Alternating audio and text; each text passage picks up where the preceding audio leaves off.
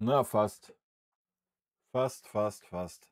So, ganz alleine heute? Mache ich Solo-Show oder was? Kann ich Stream wieder ausmachen, wa? Läuft ja. Perfekt. Mhm. Es wird, es wird. Wie es wird, es wird. Was wird? Wird's wird, oder was? Jetzt ist noch mein Teebeutel leer. So. Ach ja. Dem Intro. Ja, ich muss mir das mal merken irgendwie. 5 Sekunden oder so. Das war jetzt 'ne Sekunde zu früh. Ich könnte natürlich einfach auch mal Luft dazwischen schneiden, dass das nicht immer wieder direkt losgeht. Wäre die bessere Alternative wahrscheinlich. Na ja, na ja.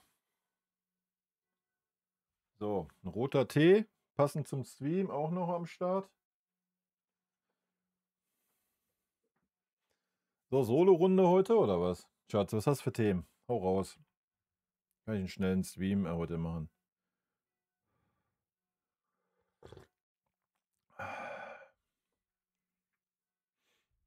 Josua Kimmich ist der Beste, dein erstes Thema oder was?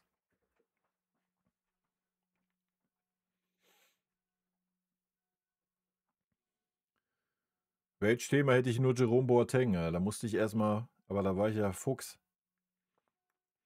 Ich hatte ja die PK gemacht, die PK-Reaction, und da habe ich halt erst mal wieder bin ich richtig reingegangen, ne? So 1,5 Minuten. Und dann habe ich erst mal gegoogelt. Weil irgendwie wurde er ja verurteilt und dann wurde das Urteil revidiert und der ist nicht vorgestraft, gar nichts. Und da dachte ich mir: „Komm, schneid das mal lieber raus, bevor da irgendwie komische Sachen passieren." Ja, ja. Ben, servus. Servus und Glück auf. Ich bin da halt wieder gottlos reingegangen in den Jerome. Ja, aber da er ja offiziell nicht verurteilt ist, kann ich ihm das ja nicht unterstellen, weißt du? Wenn das dann irgendwie einer sieht, dann, ne, dann flattert ganz schnell was ins Haus. Von daher habe ich erst so 10 Sekunden, dann musste ich da noch mal und da und ach, da habe ich das Ganze offline genommen, habe es noch mal geschnitten und neu hochgeladen. Na ja, so ist das manchmal, ne? Man muss aufpassen, was man sagt im Internet.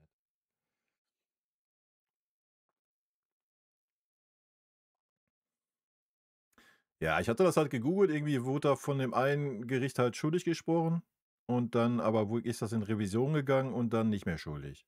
So 'n Ding. Und deswegen ist er auch nicht vorgestraft. Also, ganz komisch irgendwie. Und von daher konnte ich dann nicht sagen, dass wir keine Frauenschläger bei uns im Verein möchten, ne? Ja, ja, so ist das. So ist das. Aber wäre ja auch zu einfach, wenn der Verein sich nicht immer selber irgendwelche Themen aufmachen würde, oder? Ne, ich hatte dann so ganz krass noch in der PK das Beispiel gebracht, stellt euch vor, 'n Christoph Metzelder, denkt jetzt darüber nach und möchte gern 'n Praktikum in Dortmund als Trainer machen. Was das für 'n Aufschrei wäre, ne?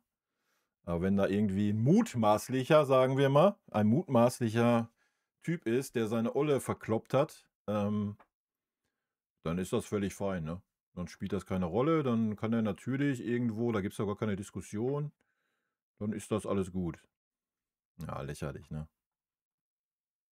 Ist halt völlig normal. Deine Frau darfst du zu Hause verkloppen und psychisch misshandeln, so, das spielt keine Rolle.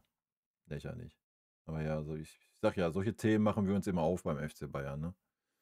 Grandios. Aber das Schöne ist, ich denke, das könnte die eine oder andere Wortmeldung auf der Jahreshauptversammlung geben. Ja. Vinny hat sich doof gestellt oder hat es nicht gerafft in der PK, keine Ahnung. Entweder ist er wirklich gar nicht im Thema oder er ist halt hat sich einfach doof gestellt. Ich weiß auch nicht, warum der Bildreporter die Frage nicht besser formuliert hat. Ich meine, sonst haben sie auch keine Scheu, ja, keine Ahnung, wilde Nummer mal wieder. Also, ich bin gespannt Ich meine, öffentliches Training wird es dann sehr wahrscheinlich nicht geben, wenn er da ist, weil sonst wird da wahrscheinlich Sturm gelaufen werden von Teil Teil der Fans. Ich denke, das wird der FC Bayern sich nicht aufmachen, die Baustelle, aber ja, keine Ahnung. Dass man sich die Baustelle halt überhaupt aufmacht, ne? Und wenn ich dann auch höre, so irgendwie, dass der Heiner dann noch geäußert hat zu dem Thema, Alter, da ist mir ja auch wieder nichts so eingefallen, so. Ja, das ist ja alles gut und schön, dass man, was hat er gesagt, dass sie reziosalaniert werden. Ja, ihr wisst, was ich meine. Ich meine, der ist ja noch niemals verurteilt. So, wie soll er da wieder in die Gesellschaft, so, dem ist ja gar nichts passiert. Hä? Was ist das für ein Vergleich, Alter? Keine Ahnung, weiß ich nicht. Ganz wild. Resozialisierung, genau. Ja. Ich glaube, ich bin aber auch immer ein bisschen emotional, habe ich auch gesagt gehabt in dem Video. Es kommt immer darauf an, was man so in seinem eigenen Leben erlebt hat, glaube ich, bezogen auf diese Geschichte.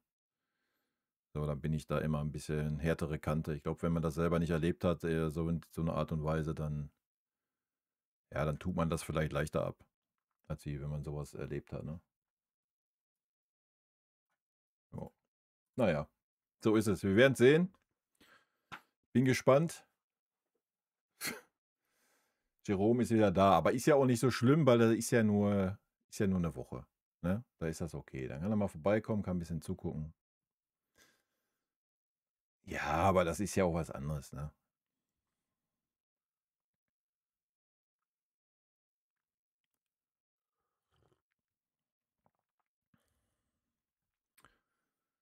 Ist schon ein Unterschied, finde ich, ob man irgendwie Steuern hinterzieht oder ob man irgendwie anderen Menschen schadet. Aber gut, das muss jeder für sich entscheiden, ne? Ja, ja, so ist das halt. Aber wie gesagt, ich finde es immer wieder legendär, dass man sich diese Themen überhaupt aufmacht beim FC Bayern. Ja. Also der kann ja auch zu 200 anderen Clubs gehen und kann sich da in der Woche das Training angucken, so. Weißt du? Ich weiß nicht, warum man sich überhaupt in diese Lage bringt. Und ich glaube, oder, also ich glaube, die Verantwortlichen müssten ja wohl wenigstens so schlau sein und das wissen, oder? Ich meine, die kennen die Südkurve lang genug, also. Da sollte man das schon wissen, Alter, wie da reagiert wird. Aber ja, so ist es. So und nicht anders, ne?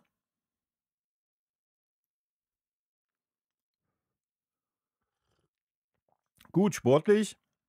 Sportlich haben wir ja wieder mal nichts zu meckern, auszusetzen. Wenn dann nur meckern auf sehr, sehr hohem Niveau. Normalerweise müssten wir uns ja jetzt hier erstmal alle hinsetzen und 10 Minuten Harry Kane huldigen, der das Spiel gegen Dortmund ja nach Hause gefahren hat.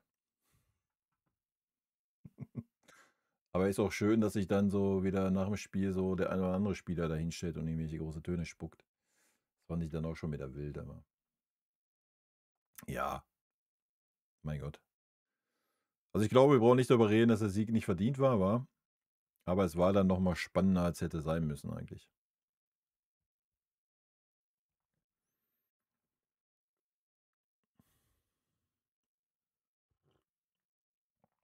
Es war ein geiles Spiel am Samstag. Man hat den BVB nur unnötig im Spiel gehalten, weil man den Sack nicht zugemacht hat. Das fand ich super ärgerlich, dass wir nach der ersten Halbzeit und nach dem 2:0 das Spiel noch spannend machen müssen und Gefahr laufen, die krasse Leistung kaputt zu machen. Na, fairerweise muss man ja sagen, dass wir ab der 60. Minute hat ja eigentlich nur noch Dortmund gespielt. Ja. Also ich denke mal, das sollte man nicht vergessen. Ja, wir haben dann in dieser Phase, in der Dortmund immer stärker wurde, haben wir das 2:0 gemacht. So, das war der Knackpunkt. Ja, und dann natürlich, dass Harry Kane ab da, ja, sich völlig in den Dienst der Mannschaft gestellt hat und unseren Sechser und unseren Libero gegeben hat. So. Ja, ich glaube, das war der Knackpunkt. So, du hattest ja zu der Zeit, hattest du das Gefühl, wenn du das Spiel gesehen hast, so, es wird gleich klingeln. So. Dortmund kam immer besser auf, kam immer besser rein, war immer gefährlicher. Klar, die haben nicht die klaren Dinger gehabt, wo du sagst, ja, oh, das war jetzt eine 100-prozentige oder so, aber haben schon 2, 3 Szenen gehabt. Und eigentlich dachtest du nur, ja, oh, ist jetzt eine Frage der Zeit, bis wir das Ding kriegen. Ja. Und dann macht Michael da den, Ja, das war halt ein Wille-Tor. So, das hast du gesehen. Ja, hast du auch gesehen, wie er sich gefeiert hat, also, ne? Ja. Aber danach, wie gesagt, für mich war der Knackpunkt die Auswechslung halt. Die hat uns komplett aus dem Spiel gerissen, ne? Hatte man halt einfach nicht die Eier gehabt, 'n Jugendspieler da reinzubringen und das System beizubehalten. Habe ich nicht verstanden, Alter. War natürlich auch das Zeichen an Dortmund so, ja, wir gehen jetzt 'ne Nummer defensiver. I don't know. Ja, und dann war's halt schwierig, nach vorne noch irgendwas zu kreieren großartig. Weil entweder musste Harry Kane, dann hast du nur Olise und Diaz gehabt vorne, aber keinen mehr in der Zentrale. Ja, und ansonsten, wenn Harry ganz vorne war, ja, dann kam da gar nichts erst an. Also, keine Ahnung. Also, den Wechsel habe ich absolut nicht verstanden. Absolut nicht. Aber gut, am Ende des Tages hat's gereicht, ne? So, Erfolg gibt den Trainer recht. Und die Schlussphase war ja dann auch wieder besser, ne? So, grade so, wenn man die Nachspielzeit sich anschaut, da haben wir's ja dann clever nach Hause gespielt. Also, nach dem 2:1 haben wir uns dann ja irgendwie noch mal 'n bisschen zusammengerafft. Ja. Aber ja, du hättest in der ersten Halbzeit halt schon noch mal 1 oder 2 mehr machen können, ne? Und in der zweiten Halbzeit, ja, hattest du halt auch noch mal 1, 2 gute Geschichten eigentlich. Ja, aber fairerweise muss man sagen, dass Dortmund in der zweiten Halbzeit auf jeden Fall, grade ab der 60. waren die halt viel stärker wie wir am Drücker. Weiß nicht, ob's bei uns, glaube ich, waren viele auch 'n bisschen müde, ja. Aber noch mal, wenn du dann 3 Sechser aufm Feld hast, ja, mit Pavlo, mit Goretzka und Kimmich, und wenn dann Harry Kane der auffälligste Sechser ist in der Defensivarbeit, dann ist auch irgendwas 'n bisschen wild, ne? Muss man auch mal sagen. Aber ja, das ist Harry Kane, Alter. Finde es spannender zu wissen, wie die Zukunftsplanung aussieht. Wieder Verträge, die auslaufen und Jungen kaum eine Chance. Karl Bischof und so weiter. Ja, ich gehe mal davon aus, dass 'n Karl und 'n Bischof jetzt, in der Champions League auflaufen werden. Also, gehe ich fest von aus. 100 Pro. Denke auch Min-Jae wird anfangen. Sollte 'n Guerreiro fit sein, wird 'n Guerreiro anfangen. Sollte 'n Stanny fit sein, wovon ich noch nicht ausgehe, wird wahrscheinlich 'n Stanny anfangen.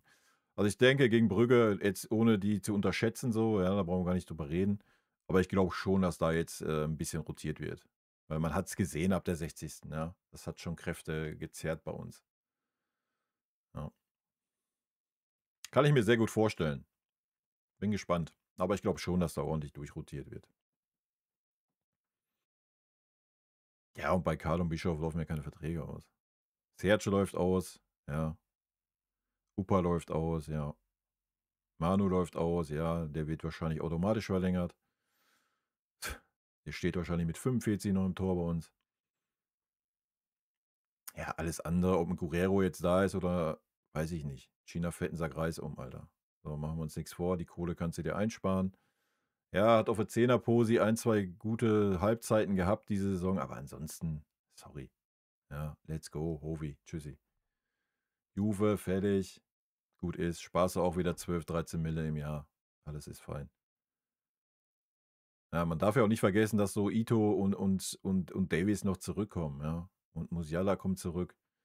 Also, alles ist gut. Sehe ich jetzt nicht die Notwendigkeit, da 'n Guerreiro unbedingt halten zu müssen.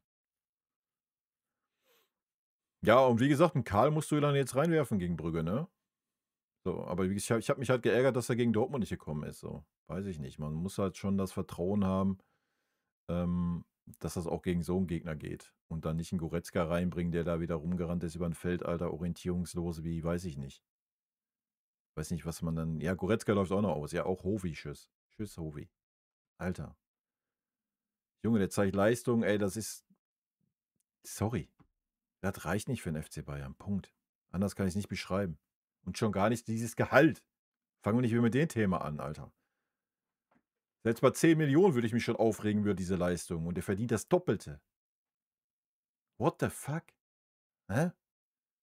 Also, sorry. Da ist keine Zukunft beim FC Bayern, Punkt. Braucht man auch nicht drüber diskutieren. So, der einzigste Abgang, der wehtun würde, wäre Upamecano. So, ja. Ja, das war's aber auch. So. Da musst du halt dementsprechend Ersatz holen, wenn er geht und gut ist. So, alle anderen Verträge, die auslaufen, Junge, wen interessiert's? Ja, und da schließe ich auch 'n Serge mit ein. Nur weil er jetzt gute 8 Spiele hatte, sorry. Guckt euch die letzten 3 Jahre an. Über was reden wir? Ja. Ist dasselbe wie D-Boy. 1:1. Punkt. Wir gucken einfach, dass wir Harry Kane klonen, dass wir den noch zweimal haben. Dann stellen wir den als Neuner, als Zehner und als Sechser auf und dann ist alles gut. Wahrscheinlich kannst du den noch als Innenverteidiger bringen.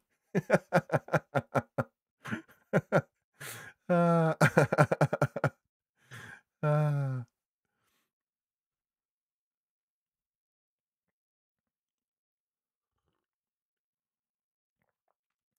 Kimmich hat RV gespielt, wollte schon Partyhut aufsetzen. Wo hat Kimmich denn RV gespielt? In der Schlussphase offiziell, ja. Erste Halbzeit hat er 'n bisschen RV gespielt, ja. Hat mir auch ganz gut gefallen. Leider konnte ja, also Boe hat 'n ordentliches Spiel gemacht, aber nach vorne ist das immer noch 'n bisschen wenig beim Boe, ne? So, erste Halbzeit hat Kimmich schon viel dann eher so den Rechtsverteidigern mehr gegeben, so 'n bisschen. Also, erste Halbzeit war richtig gut von Josh. Habe ich ja auch gesagt. Für mich war das die beste Halbzeit von Josh diese Saison. Zweite Halbzeit war es dann wieder 'n bisschen schwierig, aber gut. Vielleicht auch da einfach die Puste weg. Ja, mit dem Bischof ist natürlich weiß ich auch nicht. Vor allen Dingen, ich meine, man hat den reingeworfen gehabt vor 'n paar Spielen über 90 Minuten und der hat bärenstark gespielt. So, und dann, Belohnung ist, ja, alles gut. So in 5 Spielen, dann schmeiße ich dich mal wieder rein. Hä? Was? Verstehe ich auch nicht. Ja, verstehe ich auch nicht, warum man dann Goretzka im Bischof vorzieht. Sorry, aufgrund welcher Leistung diese Saison? I don't know. Grade gegen Dortmund hätte es uns gut getan in der Zentrale. Ich meine, 'n Harry Kane war ja nicht umsonst auf dieser Posi, ja?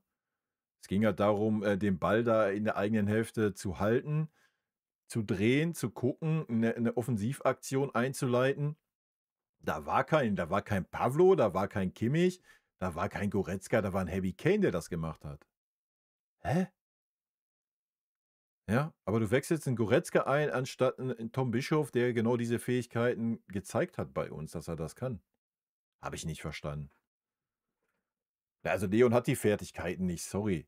Ja, da brauchen wir nicht drüber reden. Leon hat andere Fertigkeiten, aber nicht diese Fertigkeiten. Er ist keiner, der den Ball in 20 Meter wie 'n Thiago annimmt und dann in Ruhe guckt, wenn er angelaufen wird. Wenn er angelaufen wird, ist er genauso wie 'n blindes Huhn wie Josh, Alter. Die kommen unter Druck nicht klar, die Jungs.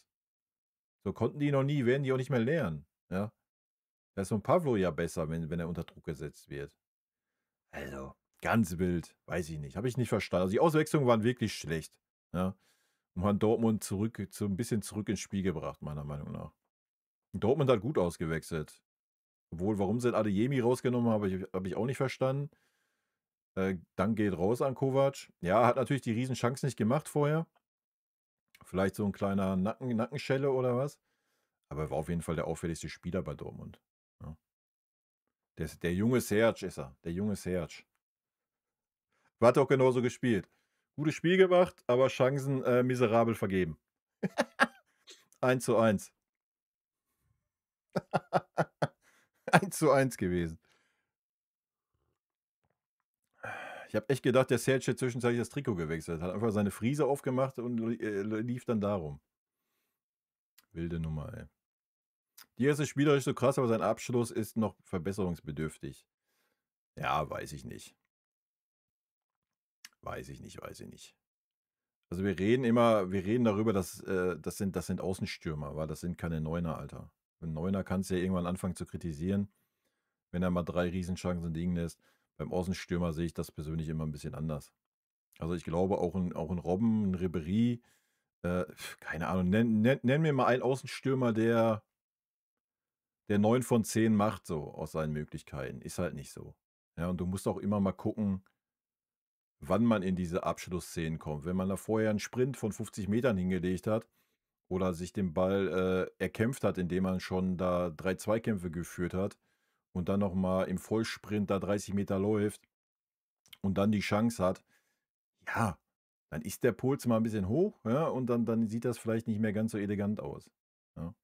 Klar, also Diaz hätte auf jeden Fall einen machen können, so, da gehe ich mit, ja. Aber ja, keine Ahnung. guckt euch die Zahlen an. So, ich habe es letztes Mal schon gesagt.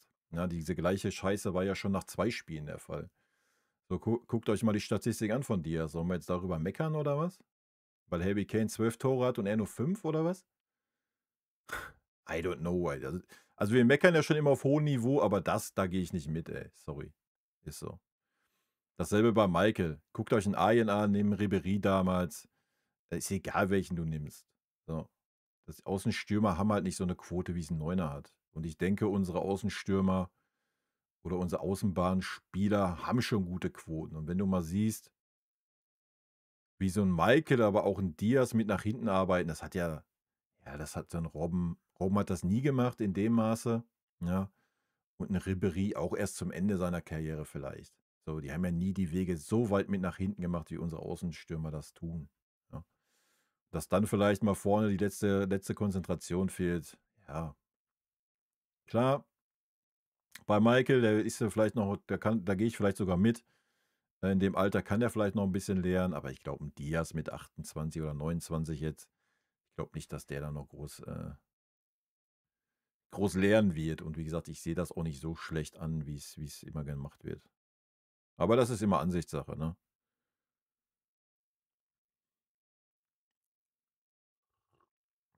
Nee, ich mag die Faxen von Michael auf dem Platz. Das ist so das Schöne. Das ist doch mal eine Type. Ja, der macht wenigstens mal Faxen. Ist nicht wieder so ein 0815 Standardfußballer. Mir gefällt das. Dass man nicht Bischof für Jackson gebracht hat, gibt für mich keinen Sinn. Ja, für mich auch nicht. Aber ich hätte mir sogar eher noch einen Lennart Karl gewünscht und dann Michael in die Mitte, Lennart auf die Seite. Ja, und dann hättest du einen Bischof dann für einen Pavlo bringen können, der völlig abgetaucht ist in der zweiten Halbzeit. Der war völlig von der Rolle, der war völlig platt, was weiß ich. Ich habe den gar nicht mehr wahrgenommen. So, die letzten 10 Minuten war er dann auf einmal wieder da, ja, aber hat sich erstmal eine Schaffenspause von 40 Minuten genommen. Weiß ich nicht. Ja, ist auch nicht so. Ich sage ja, man hat es einfach gemerkt, so die Müdigkeit. Ich meine, guckt euch die Statistiken an, wenn die stimmen sollten auf der Bayern-Seite, wir haben 42% Zweikämpfe nur gewonnen. Ja, also das sagt eigentlich schon alles aus, ne?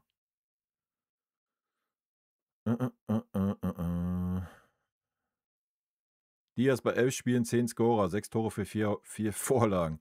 Der sollte sich mal mehr anstrengen, ja. So sieht's aus. Ja, sag ich ja, ist Meckern auf sehr hohem Niveau. Also, deswegen werdet ihr mich nicht aus der Reserve locken. Für mich ist das völlig fein für einen Außenbahnspieler. Ich glaube, der jetzt nach einem Drittel, wir haben ja noch nicht mal ein Drittel der Saison mehr, ein Viertel der Saison hat er so viele Scorer wie manch einer in den letzten Jahren bei uns in der ganzen Saison. Also. Ja, ich denke auch, dass ein Bischof da perfekt reingepasst hätte in den letzten Minuten. Was heißt in den letzten Minuten ab der 60. Ne? Ich gehe da mit. Ja. Aber wie gesagt, ich hätte nicht den Zehner oder den Neuner geopfert. Das war für mich, das war nicht nötig. So. Ich habe es nicht verstanden, den Take. Warum?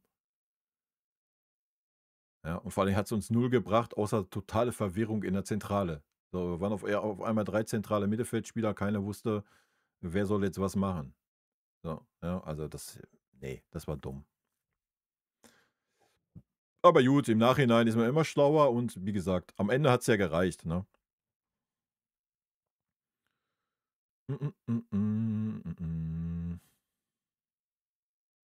Ja, das haben wir ja. Das ist doch immer so, das haben wir doch hier auch gesagt zu Sacha. Dem musst du halt die 6, 7 Spiele mal geben. So, und er macht's auch ordentlich, ja. Wie gesagt, offensiv kann er mit Sicherheit noch eine Schippe drauflegen, denke ich. Ist natürlich gegen Dortmund auch nicht so einfach und man hat auch gesehen, dass wir da nicht so viel Risiko genommen haben wie in anderen Spielen, was unsere Außenverteidiger anbelangt. Hast ja auch bei Conny gesehen, ne? Der war auch ein bisschen zurückhaltender. Das ist ja auch völlig fein. Also wir reden ja jetzt hier nicht über was weiß ich, über Pauli, Hamburg oder sonst was da unten oder Gladbach, was da unten rumkrepelt so. Am Ende des Tages war das Dortmund, die haben noch kein Spiel verloren in der Bundesliga und Punkt. Ja, so. Und das haben sie dann auch gezeigt in der zweiten Halbzeit. Wenn du sie dann machen lässt, jo, Dann sieht das halt auch so aus, wie es aussah, ne?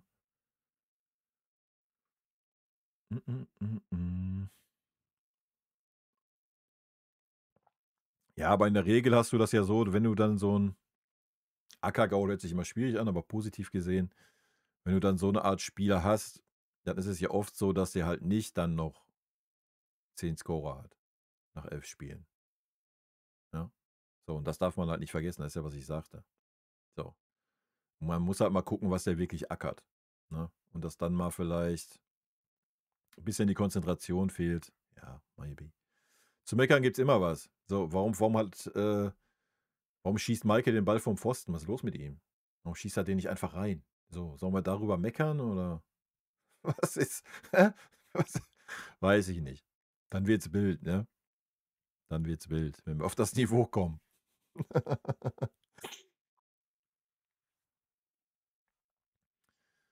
Ja, aber ach, ja, Mandzukic, Mandzukic nicht.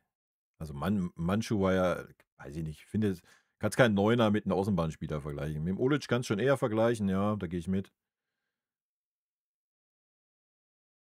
Ja, Ulic hat auch 'ne gute Phase gehabt bei uns, ja. Mannschu fand ich mega bei uns, ja. Ja, die Heatmap brauchst du dir nicht an. Wenn du das Spiel gesehen hast, brauchst du keine Heatmap gucken. So. Also, ich habe es ja in meinem Video gesagt, wann war's? 88., 89. oder was? Wo er an der eigenen Strafraumgrenze auf Kimmichs Rechtsverteidigerposition fast da die Monstergrätsche auspackt. So, da brauchst du keine Heatmap mehr sehen, ne? Und grade zweite Halbzeit, also absolut geisteskrank.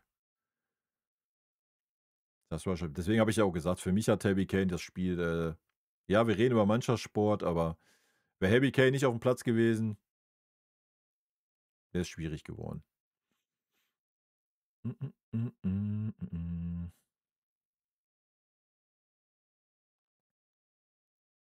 Ja, Jackson war aber nicht so präsent, ne? Ging so, erste Halbzeit, ja. Weil das braucht halt einfach auch 'n bisschen Zeit noch, ne? Und Dortmund ist jetzt halt auch keine Laufkundschaft so. Muss man ja auch sagen. Das hast du gesehen, also. Hat sich dann ein zweimal fallen lassen, dass er mal 'n bisschen Ballkontakte hatte und so, das war schon okay. Ja. Aber auch er hat halt ein gutes Spiel gemacht und dann war er auch erst mal wieder raus komplett so, ne? Der wird sich schon finden bei uns. Da mache ich mir keine Sorgen. Tah gefällt mir bisher sehr gut. Finde, er hat sich in der kurzen Zeit sehr positiv entwickelt, zeigt mittlerweile auch die Führungsqualitäten, die ich mir erhofft habe. Ja. Tah war auch der hinten die Führungsrolle angenommen hat. So, da war kein was ich immer hier lesen muss, auch hier im Chat teilweise: „Ja, Upamecano, neuer Abwehrboss." Ja, Opa hat 'n gutes Spiel gemacht gegen Dortmund. Ich habe ihn nicht einmal irgendwo Anweisungen geben sehen. Erst recht nicht in der heißen Phase dann, ja. Das war 'n Tah, der da Anweisungen gegeben hat, der versucht hat, da die Viererkette 'n bisschen zu ordnen, zu machen, zu tun. Ja. Und das habe ich mir auch erwartet von ihm. So, ja, und das ist gut so, dass er das tut. Ja. Also, im Großen und Ganzen gefällt mir Tah auch sehr gut bei uns. Ja, kann ich nix gegen sagen. Die meine Meinung zum aktuellen Heimtrikot ist immer noch Schmutz. Was soll sich daran ändern, Alter? Absoluter Schmutz. Absoluter Schmutz. Ich kann's gar nicht oft genug sagen. Absoluter Schmutz, dieses Trikot. Ich weiß nicht, wie man keine Ahnung. Das ist 'n Minecraft-Trikot. Ist aus Klötzchen gebaut. Ne, sorry, kann ich nix mit anfangen mit dem Trikot. Habe ich nicht, ist nicht in meinem Besitz. So. Ich habe das Torwart-Trikot gekauft, ich habe das Champions League-Trikot gekauft, ich habe das tolle neue Ding gekauft, aber nicht dieses hässliche Heimtrikot, Alter. Ne. Obwohl ich schon auf hässliche Trikots stehe, aber das ist halt nicht geil hässlich. Das ist so: „Ja, wir haben 'ne coole Idee und setzen sie katastrophal um." So ist das Trikot, Alter. Ne. Wirst du bei mir nicht sehen und die Meinung ändert sich auch nicht. Ne, ne, ne. Nicht schön, das Ding.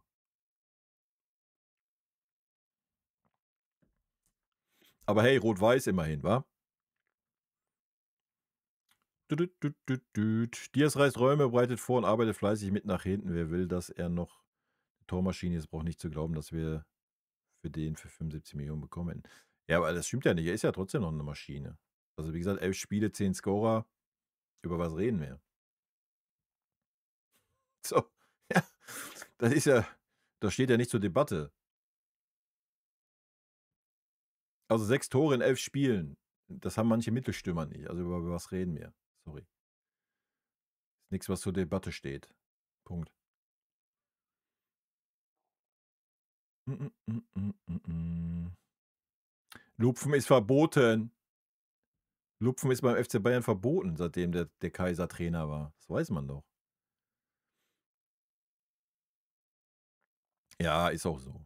Wir sind halt, andere Typen auf der Außenbahn gewohnt gewesen, ne? Da ist so 'n Diaz halt für uns jetzt 'ne Offenbarung, weil er einfach das krasse Gegenteil ist. So keine Diva, kein: „Ach, ich bleib mal stehen. Ach, ich tue mal nur so, als wenn ich hinterherlaufe in der 85. Minute." Ne, da werden die letzten Körner aus'm Körper gepumpt und der läuft im Vollsprint, alles was noch geht, hinterher. Ja, und nicht so wie 'n Leon Goretzka, der eingewechselt wird. „Ach ja, komm, ich tue mal so, als ob und bleib mal 2 Meter hinter dem Spieler." Alter, ich bin Junge, also was der Leon gespielt hat, war für mich 'ne Frechheit hoch 10, Alter. Ja, er konnte froh sein, dass er dann, ich weiß nicht, so nach 10, 15 Minuten, hat er sich dann ja so 'n bisschen gefunden gehabt und hat dann zweimal 'n Ball in der Mitte geklärt. So. Aber guckt euch mal an, wir haben 3 zentrale Mittelfeldspieler aufm Feld gehabt. Und Dortmund hat an unserem 16-Meter-Raum, genau an der Grenze, 3 oder viermal den Ball bekommen. Da war nicht ein zentraler Mittelfeldspieler. Keiner. Wie geht das? Ja, den zweiten Ball, den wir abwehren, auf den 16er an der Mitte, keiner von uns. Kein Spieler zu sehen. Konnte ganz in Ruhe den Ball annehmen. What the hell? Hä? Was war das denn bitte? Und dann muss sich 'n Harry Kane sieht sich dann gezwungen, die Pose einzunehmen. Also, Leute, Katastrophe. Ich meine, wir können den Josh dann rausnehmen, weil der Josh dann rechter Verteidiger war. Der war dann raus irgendwann aus der Nummer. Aber sorry, weiß ich nicht. Ja, aber zum Glück, sind wir die Geschichte los nächstes Jahr. Da müsste sich jetzt schon viel irgendwie drehen und wenden. Aber ich kann mir nicht vorstellen, dass das weitergeht mit dem Leon. So, das ist auch nichts gegen Leon oder was. Alles gut, soll irgendwo anders hingehen, wo er glücklich wird. Wo die Mannschaft 'n Fußball spielt, die zu ihm passt und gut ist. Also, weiß ich nicht. Aber gut, ich komme da eh nicht mehr auf einen Nenner mit dem Leon bei uns. Haben wir ja schon mal durchgekaut, das Thema. Mm, mm, mm, mm, mm. Na ja, ob du den Heavy die Kapitänsbinde gibst oder nicht, ich denke, gerade das Spiel jetzt hat's ja noch mal unterstrichen. So, das Spiel hat's ich meine, wir haben's schon die ganze Saison gesagt oder auch letzte Saison schon in schwierigen Spielen, aber das Spiel hat's doch unterstrichen, wer der absolute Anführer dieser Mannschaft ist, oder? Seitdem Müller weg ist, ist das 'n Harry Kane. Das ist kein Josh, das ist kein Leon, das ist kein was weiß ich wer. Es ist einfach Harry, ob der die Binde am Arm hat oder nicht, ja? Auch wenn Josh der Einzige ist, der mit dem Schiedsrichter reden darf. Sorry, es ist Harry. So, in allem, was er tut. In allem, was er ausstrahlt und was er aufm Platz tut. Ja. Deswegen, du kannst dem Josh da die Illusion lassen, dann ist der glücklich. Fühlt er sich nicht wieder irgendwie, was weiß ich was, nicht geliebt oder nicht gewertgeschätzt oder was auch immer. Lass ihm da die Binde, wenn Manu nicht da ist. Ich glaube, man sieht, dass 'n Harry Kane das nicht braucht als Bestätigung. Mm. Schau dir an, was wir für 'n Elend vor auf der Pussy hatten, ja. Ja, keine Ahnung. Wie gesagt, also ich kann mit dem Style einfach nix anfangen von dem Trikot. Ja. Aber das ist einfach Geschmackssache, ne? Es gibt mit Sicherheit Leute, denen das gefällt, das ist ja auch gut so. Aber wenn du Harry Kane siehst, Alter, dann kannst du dir vorstellen, dass ein Harry Kane so ein Lothar oder so ein Xabi Alonso macht und bis 36, 37 spielt. Dann wird er wahrscheinlich nicht mehr als Stürmer spielen, dann wird er immer weiter eine Posi nach hinten rücken und wird irgendwann auf der Sechser-Posi enden, Alter. Ja, kannst du dir auf jeden Fall vorstellen. Vielleicht nicht mehr auf den super hohen Level dann, aber das ist schon wild.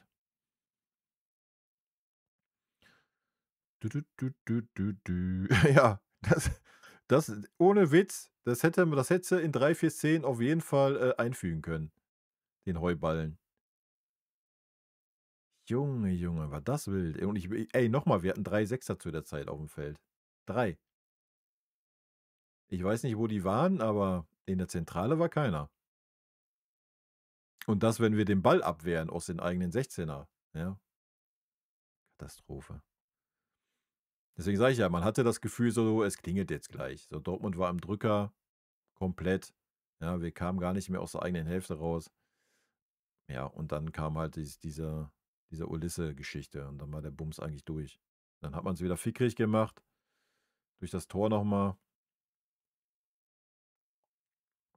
Aber da sind wir dann ja nochmal wach geworden und dann hat man auch noch Minjay gebracht. Und Minjay hat dann auch noch eine starke Aktion gehabt, hat mich gefreut für ihn. Und dann war der Bums durch, ne? Du, du, du, du, du. Aber man hat halt gesehen, so, denn wenn man Dortmund machen lässt, ist es schon eine starke Mannschaft, ne? Hat man schon gesehen, finde ich.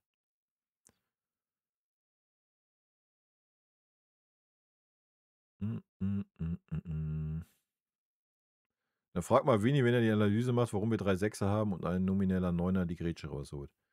Ja, ich meine, man hat es ja auf der PK wenigstens gesehen, dass er es wahrgenommen hat, weil er hat es ja selber angesprochen. Ja.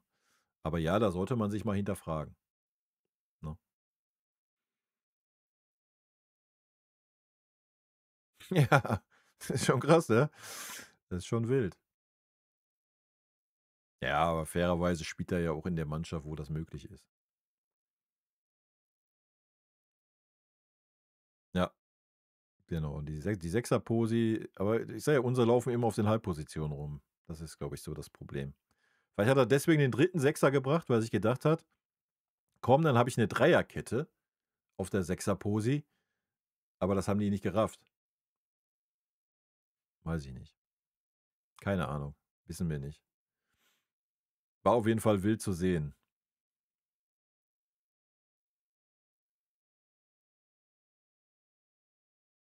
Ja, ist aber auch der Einzige, der diese Bälle schlägt, ne, der Harry. Das ist halt auch geisteskrank. Wenn du anguckst, von welcher Posi der die Außenspieler dann in den Angriff schickt. Haben wir eine Zeit lang mal von Josh gesehen, zumindest ab und wann mal, so ein Seitenwechsel. Aber bei Harry Kane ist das ja. Du weißt ja schon, wenn er den Ball auf der Posi kriegt, was jetzt passiert. So. Ja, und die kommen halt jedes Mal an. So. Das ist schon wild, ey.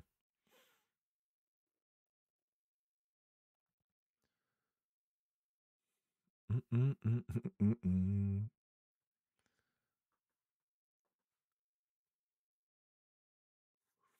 Wie ist deine Meinung zu unserer zweiten Mannschaft, dass Holger Seitz nach dem jahrelang ambitionslosen Rumgedümpel immer noch Trainer ist?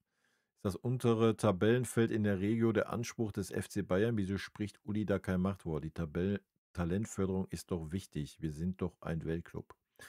Ja, du hast das jetzt aber gerade irgendwie beides irgendwie durcheinander geworfen, oder? Also du musst ja dann Prioritäten setzen. So. Klar, du kannst mal so einen Lauf haben, wie wir es ein Jahr hatten, wo wir dann dritte Liga und da Meister geworden sind. So, dann hast du einen Lauf, dann hast du eine Mannschaft, die vielleicht im Kern 2, 3 Jahre zusammen war von den Talenten her. Ja, die dann mit ein, 2 erfahrenen Spielern ähm, sehr gut aufgestellt war. So, aber du kannst nicht Talentförderung auf eine Stufe setzen mit, ja, wir müssen dann jetzt unbedingt aufsteigen. Erstmal ist die Aufstiegsregel eine Farce, ja, aus der vierten Liga. Ähm, Du musst ja schon Meister werden, so dass du da immer ein, zwei, drei andere starke Mannschaften hast, sollte klar sein. Und dann musst du halt die Talentförderung hinten anstellen. So hart das ist, so ist es halt. So, du kannst nicht sagen, so, ich fördere die Talente, ja, das ist mir wichtig, und gleichzeitig sagen, ja, wir müssen aber auch aufsteigen. So, das funzt halt nicht. Das geht nicht. Ja, das geht auch in der Jugend nicht. So, du musst doch mal sehen, wie unsere zweite Mannschaft aufgestellt ist. Ja, und dann, das ist doch keine Mannschaft, die seit 2, 3 Jahren zusammenspielt im Kern oder sowas. Ja, so. Du hast 2, 3 Spieler, die entweder gar nicht da sind oder dann bei uns oben mit trainieren und dann bei uns auf der Bank sitzen und unten nicht spielen, die dir schon mal abgehen. Ja, dann hast du meistens U19-Spieler da, die natürlich noch ein bisschen hinten dran sind und so weiter. Ja. Klar, wenn du 'nen Flow hast, wenn du 'nen Lauf hast, so wie wir reingestartet sind, dann kann das mal so laufen. Aber wenn du so viele und ausschließlich junge Spieler hast, ja, dann wirst du immer solche Phasen haben. Das ist völlig normal, ja. So, und wenn du dir Talentförderung auf die Fahne schreibst, ja, das ist halt auch keine Ahnung, was ich weiß nicht, was man denkt so. Ja, das ist ja nicht alles irgendwie Rumpeldümpel, was da in der vierten Liga spielt. Da sind ja auch Mannschaften, die schon Fußball spielen können, ja. So, und das sind Herren. Und unsere Mannschaft sind keine Herren, ja. So, also nee, das widerspricht sich beides. Ja, da musst du sagen, komm, wir haben jetzt den Fokus, dritte Liga Aufstieg. Ja, da musst du die Mannschaft anders aufstellen. So, dann musst du wieder anfangen, 3, 4 Erfahrene da reinzusetzen, umgeben von ein paar Jungen, die dann auch mal 2, 3 Jahre da sind, dass sich da was formt, was findet. Ja, klar. So, aber was ist der Anspruch? Das ist doch genau der Punkt. Ist der Anspruch zu sagen, unsere zweite Mannschaft muss in der dritten Liga um die Meisterschaft spielen? Was bringt dir das? Oder ist der Anspruch zu sagen: „Jo, unser Anspruch ist, wir wollen jedes Jahr 2 Talente an die erste ranführen?“ So. Klar wäre das schöner, wenn es in der dritten Liga so wäre, weil der Konkurrenzkampf noch mal größer ist. Ja, aber du siehst es ja, wenn es dann in der vierten Liga schon nicht reicht, ja, so, dann reicht's in der dritten Liga erst recht nicht. Sondern spielst du in der dritten Liga gegen den Abstieg, kriegst jedes Spiel auf die Fresse. Ähm, Ob das dann besser oder schlechter ist, weiß ich nicht. Bin ich jetzt der verkehrte Ansprechpartner für. Ja, aber wenn du jedes Spiel nur auf die Fresse kriegst, ist das wahrscheinlich auch nicht schön für irgendwelche jungen Spieler. Und dann ist es vielleicht sinniger zu sagen, jo, man ist in der vierten Liga und hat mal eine gute Phase, hat mal eine schlechte Phase und alles ist gut. Ja, als zu sagen, so, keine Ahnung, wir brauchen den Erfolg. Wie gesagt, welchen Erfolg? Du kommst nicht über die dritte Liga hinaus als zweite Mannschaft. So. Und musst du jetzt in der dritten Liga spielen, um was zu zeigen, dass du der FC Bayern bist, oder was? Wen interessiert's, Alter? Sorry. Ja, wenn sich so 'n Lennart Kahl durchsetzt bei uns, wenn sich so ein, was weiß ich, guck dir 'n Pavlo an, ja, der sich durchgesetzt hat anscheinend. So, solange das alle 2 Jahre passiert, ja, dann ist doch scheißegal, ob die zweite Mannschaft in der dritten Liga oder in der vierten Liga spielt, also, sorry. Meine Meinung. Kann natürlich jeder anders sehen so, ja, aber du kannst nicht von 'ner jungen Mannschaft verlangen, ja, dass sie durchmarschiert. Das geht nicht.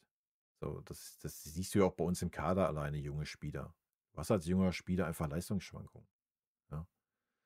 Dann müsstest du die zweite Mannschaft wieder anders aufstellen, ja. Dann ist das natürlich möglich, logisch. Und ja, vielleicht machen da andere Mannschaften, weiß ich nicht, wer spielt gerade dritte Liga, Stuttgart oder was, Freiburg oder so, keine Ahnung. Vielleicht machen die da 'n besseren Job, das weiß ich nicht. Vielleicht ist da aber auch die zweite Mannschaft einfach anders aufgestellt, auch das weiß ich nicht. Dafür bin ich zu wenig im Thema. Aber wie gesagt, ich finde immer, das beißt sich so ein bisschen. So. Natürlich ist es schön, wenn beides zusammenfällt und das klappt, ja, keine Frage. Aber das eine muss jetzt nicht zum anderen unbedingt dazugehören. Nur um was, wie gesagt, nur um 'n Statement zu setzen oder was? Keine Ahnung. Um zu sagen, wir können als zweite Mannschaft gegen 60 spielen oder was? Was ist jetzt der Sinn? So, I don't know. Wen hätte gedacht, wenn ich 3 Sechser habe, ist vielleicht einer auf der Position. Ja, sage ich ja.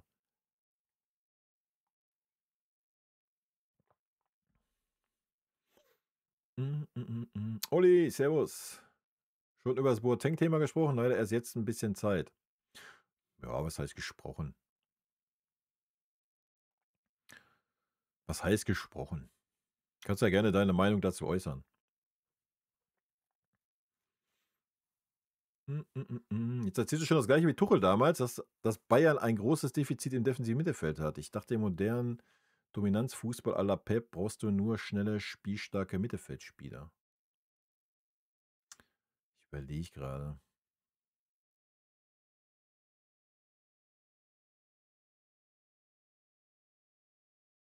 Also Pep hatte bei uns nicht nur. Ich überlege, ich weiß nicht, bei City bin ich nicht ganz im Thema, aber ich glaube nicht, dass da auch immer nur spielstarke, schnelle Mittelfeldspieler waren. Und ich habe Tuchel zu 100% zugestimmt. Muss ich nicht dasselbe erzählen wie Tuchel bei uns?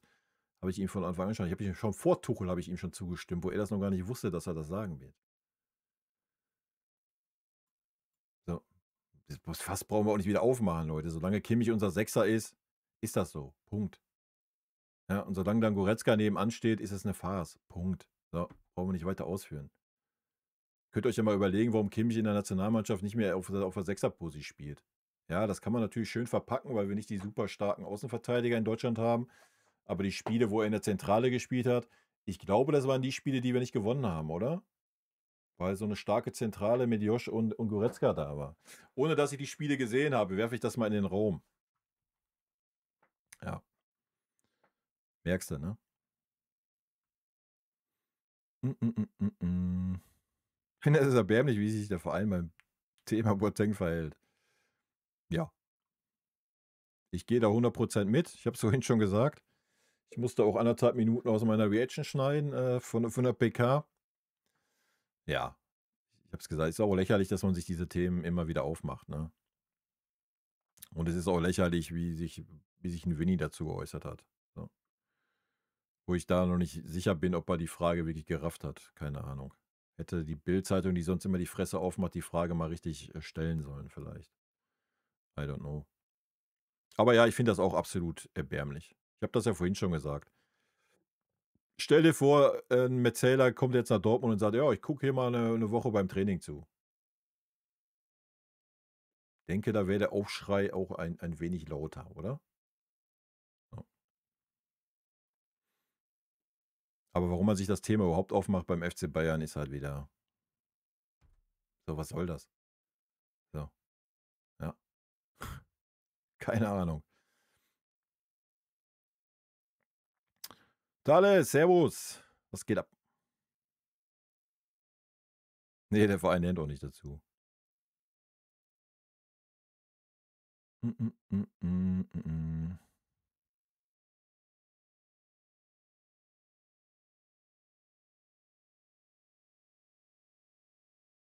Ich habe gesagt, man soll sich nicht so anstellen und kann sehr wohl einen Unterschied machen, ob er nochmal in irgendeiner Weise offizielle Aufgaben im Verein übernimmt. Dagegen bin ich auch. Oder ob er sich für Trainingseinheiten ansehen möchte. Dann habe ich Klassenkeile bekommen. Ja, das ist ja auch deine Meinung, die kannst du auch haben. Für mich ist das halt ein No-Go. So, ich weiß nicht, wie weit du dich mit dem Thema Boateng auseinandergesetzt hast, was da alles so vorgefallen ist. Dann würde man vielleicht solche Aussagen nicht treffen. Meine Meinung. Aber habe ich ja gerade schon gesagt, liegt vielleicht immer daran, inwieweit man mit solchen Sachen Berührung in seinem Leben hatte. Ja? Also für mich ist das absoluter Schmutz, wenn man eine Frau schlägt. So, ja. Und das ist ja nur das harmloseste, was da so gelaufen ist bei Jerome Boateng. So, ja. Aber wie gesagt, das muss jeder für sich entscheiden. Für mich ist das eine absolute Farce, so einen Menschen auch nur 4 Trainingseinheiten zugucken zu lassen. Der hat einfach beim FC Bayern nichts zu suchen. Der hat nicht mitzutrainieren, der hat nicht da einen Trainer über die Schulter zu gucken. Der hat einfach gar nichts. Sorry, ja? So, hat der nicht. Das ist einfach ein Drecksmensch. Punkt. Das ist die unterste Kategorie, die es gibt auf diesem Planeten. Absolute unterste Kategorie. Und nur weil er ein verfickter Fußballprofi ist, interessiert das keine Sau. Ja, das ist der einzige Grund. So. Das ist der einzige Grund. Weil er ein verfickter Fußballprofi ist, interessiert das keine Sau. Er darf auch ruhig seine Olle zu Hause verkloppen, vermoppen, psychisch in den Tod reiten, sonst irgendwas. Ja, kann er alles machen. weil er ist Jerome Boateng, Fußballprofi beim FC Bayern. Hey, super. Ja, komm. Kannst bei uns mittrainieren, kannst dich fit halten. Ach komm, wir können dich eigentlich sogar wieder einstellen, oder? Weil du Jerome Boateng bist. Ne. Und dann holt sie ihn zum Training. Ja. Wow. Keine Ahnung, vielleicht sollte man mal die Spieler fragen, die aktuell da sind, ja, was sie davon halten. Vielleicht hat da ja einer das Rückgrat, um mal was zu sagen, ja? Da so 'n Drecksmenschen da hinzusetzen an diese Mannschaft, Alter. Ist einfach 'n Drecksmensch. Punkt. Das könnt ihr gerne zitieren, dass er 'n Drecksmensch ist. Das ist er. Und ob das jetzt mutmaßlich ist oder nicht mutmaßlich, ja, wie gesagt, setz dich mit dem ganzen Bums mal auseinander, Alter. Und wenn du dann der Meinung bist, dass das okay ist, dass so 'n Typ, solche Chancen bekommt, ja, sorry. Dann ist das deine Meinung, aber absolut nicht meine, Alter. Und dann kriegst du auch zu Recht hier Keile von irgendwelchen Leuten. Punkt.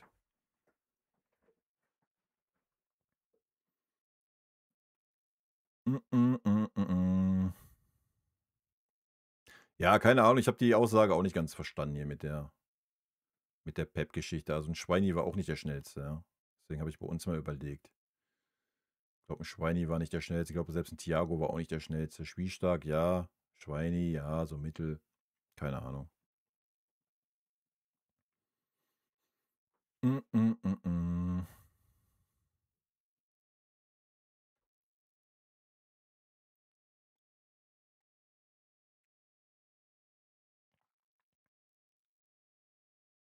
Ja, na klar, aber es ist doch okay, ne? Wie gesagt, man muss sich damit abfinden, um mal kurz den Turnaround zu schaffen, äh, dass wir nicht mit dem Sechser spielen. So, weil dann hätte man Palhinha behalten. Ganz einfach. Das wollen wir nicht, das ist nicht das System von Kompany und gut, ja? Und deswegen passt dann auch 'n Kimmich rein. So. Und das ist fein. Und da muss man damit leben, wenn er da halt mal so 'n Strohballen durch die Zentrale rollt, ne? Das ist dann halt so. Dafür sieht's an anderer Stelle natürlich viel, viel besser aus. Wenn wir über die Außen dann halt überlagern, dass unsere Außenverteidiger aufrücken und dann so 'n Kimmich auf die Rechtsverteidigerposi fällt. Klar kann er da nicht in der Mitte sein, ja? Ja, das ist halt einfach die Taktik und gut ist. Musst du durch. Ja, ja, habe ich gehört. Habe ich vorhin war das der Dresen? Ich dachte, das war der Heiner. Ich hatte den Heiner vorhin gesagt, dann habe ich den Heiner falsch beschuldigt hier. Ja, ja, habe ich gehört, den dummen Scheiß, Alter, lächerlich. Einfach lächerlich. Ja, vor allen Dingen dieses Wort resozialisiert, womit ich so meine Probleme habe, zu sagen beim Typen, was ist dem passiert? Was ist dem Boateng passiert? Also, ich habe das nur mal kurz gegoogelt gehabt, ja. Er wurde verurteilt und das ist dann in Revision gegangen. Und dann wurde der Bums aufgehoben. Er ist nicht vorgestraft, gar nix. So, was musst du denn da resozialisieren? Sorry, und wenn du deine Frau vermöbst oder irgend 'ne ist ja nicht nachgewiesen, also mutmaßlich deine Frau oder deine Freundin vermöbst oder die psychisch mutmaßlich unter Druck setzt und so weiter. Ähm, ja, sorry. Dann können wir über 'ne Resozialisierung sprechen, wenn man da was eingesteht, an sich arbeitet, 'ne Therapie macht, sonst irgendwas, dann können wir gerne über Resozialisieren sprechen. So, bei den Typen ist gar nix passiert. Der hat einfach seinen Fußball bei anderen Vereinen fortgesetzt, hat sich verpisst aus dem Land und war gut. So, wo reden wir da über Resozialisierung, Alter? Das ist einfach 'n Schmutzmensch. Punkt. Junge, und wie kann man ich sage ja, unsere Führung ist einfach so bresig in der Birne, Alter, sich diese Dinge aufzumachen. Wieso macht man sich diese Fässer auf? Hä? Warum? Sag doch einfach: „Ne.“ Sag doch einfach: „Nö.“ Junge, Junge. Aber nein, der war was? 8 Jahre beim FC Bayern und da musst du, bei allem, egal was, musst du dahinter stehen oder was? Was ist das? Was soll das? Macht 'n Dortmund das bei Metzelder oder was? Ist das dann der nächste Klopper, wenn sowas bei uns mal passiert, dann sagen wir auch: „Ach ja, komm, ist doch alles gut. Muss ja resozialisiert werden.“ Junge, kriege ich zu viel bei dem Thema, echt. Kriege ich zu viel. Junge, Junge.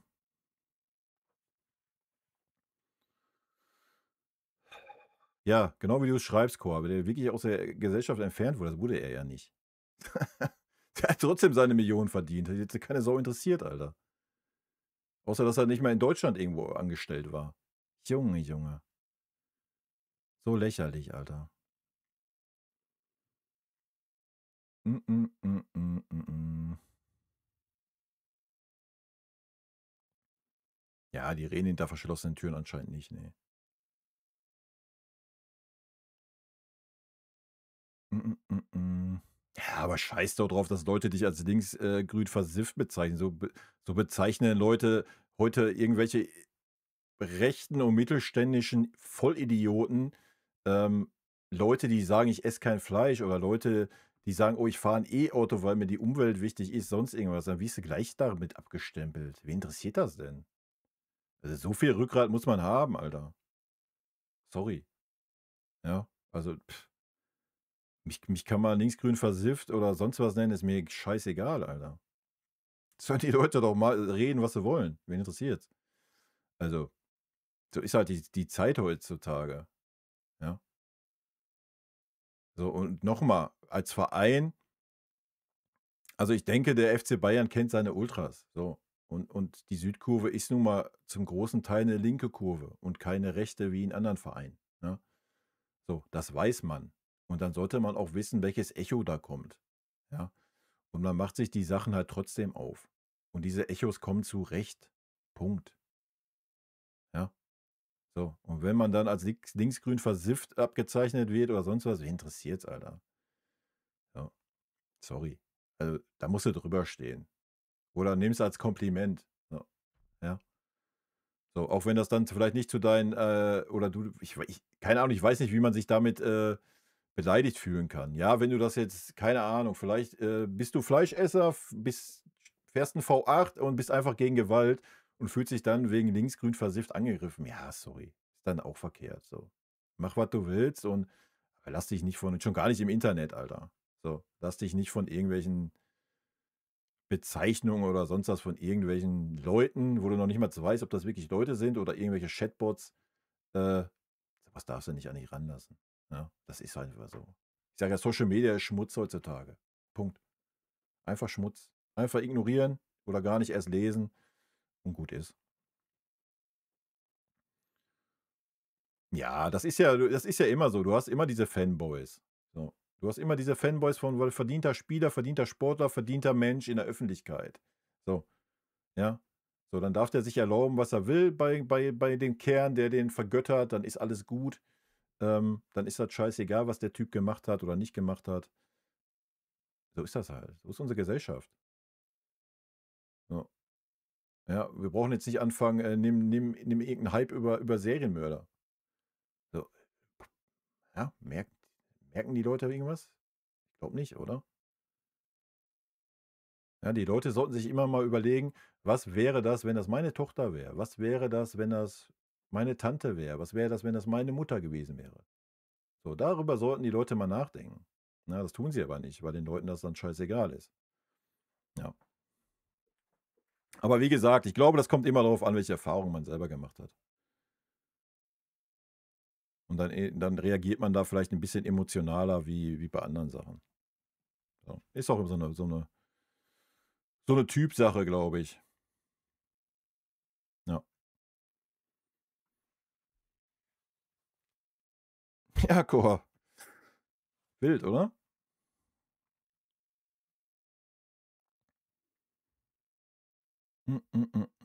Ja, wie gesagt, ich habe mich schon beim ersten Mal, da brauchen wir nicht drüber reden, oder? Beim ersten Mal, dass der Jerome da überhaupt in den Fokus gekommen ist, war schon 'ne Frechheit. Punkt. Ja, genau, Olli. Das ist ja, was ich sagte, ne? Kannst ja 'ne Resozialisierung machen, wie gesagt, wenn man 'ne Schuld getilgt hat, wenn man die Sache bereut, wenn man irgendwie Einsicht zeigt, wenn man irgendwie daran gearbeitet hat, dann können wir ja darüber reden so. Das heißt ja nicht, dass man ja, aber wie gesagt, bei manchen Sachen, bei mir wird's auch keine zweiten Chancen geben, sage ich euch, wie es ist, Alter. So, Punkt. Wenn ohne Scheiß, meine abschließenden Worte zu diesen Themen: Ey, wenn's irgendwo 'n Menschen anderen Menschen keine Ahnung, nimm 'ne Vergewaltigung, nimm Kinderschänder, sonst was, das sind Menschen, die haben für mich keine zweite Chance verdient. Sorry. Ja, die haben ich bin nicht für Todesstrafe unbedingt, aber so 'n Kinderschänder würde ich auf jeden Fall den Pimmel abschneiden. 'N Typen, der 'ne Frau vergewaltigt, würde ich auch kastrieren. So, das wären die Maßnahmen, die kommen müssten, ja? Und nicht so: „Ach, ja komm, 2 Jahre auf Bewährung.“ Grandios. Und warum? Weil's 'n Mann ist. Ja, wir leben immer noch in 'ner Welt, Alter, ich meine, in unserem Land haben Frauen zumindestens Rechte, aber guckt euch mal andere Länder an. Ist 'ne Katastrophe, Alter. Ja. Also, wie gesagt, da braucht mir auch keiner kommen mit: „Oh ja, der hat 10 Kinder vergewaltigt, ja, aber der hat jetzt 'ne Therapie gemacht, ist alles gut.“ Ja, fick dich, Alter. Fick dich. Nein, es gibt Sachen, Alter, ne. Einfach nein. Aber wie gesagt, da seid ihr bei mir das sind bei mir Triggerpunkte, Alter. Komme ich nicht mit klar, ne? So. Solche Menschen haben nichts zu suchen in der Gesellschaft, Alter. Kannst du gerne wie früher, mach irgendwie so 'ne Lebrainsel, schick die dahin, da können die unter sich sein, da können die sich gegenseitig vergewaltigen und alles ist fein. Ja, so 'n Ding. Ne, das hat nichts mit Resozialisierung zu tun, Alter. Kannst gerne so 'n Steuerhinterzieher, wie's 'n Uli ist oder so was, kannst du wegen mir alles gut, ja. Oder keine Ahnung, im Affekt 'n Totschlag oder so was, das kannst du ja alles noch irgendwie verargumentieren, ja. Aber nicht, was so was betrifft, Alter. Das ist 'n rotes Tuch, ey. Und das sollte eigentlich bei jedem normalen Menschen 'n rotes Tuch sein. Ja, man sollte immer darüber nachdenken: „Was ist, wenn das meine Tochter wäre? Was ist, wenn das meine Frau wäre?“ Ja. Und dann mal klarkommen und dann mal überlegen: „Oh ja, aber so einen, der so wo das im Raum steht, boah, den hole ich zum FC Bayern, der darf gerne im Training zugucken.“ Ja, ficken, Alter, echt. Junge, ey. Ohne Scheiß, das sind Menschen, die dürfen mir nicht über 'n Weg laufen, Alter.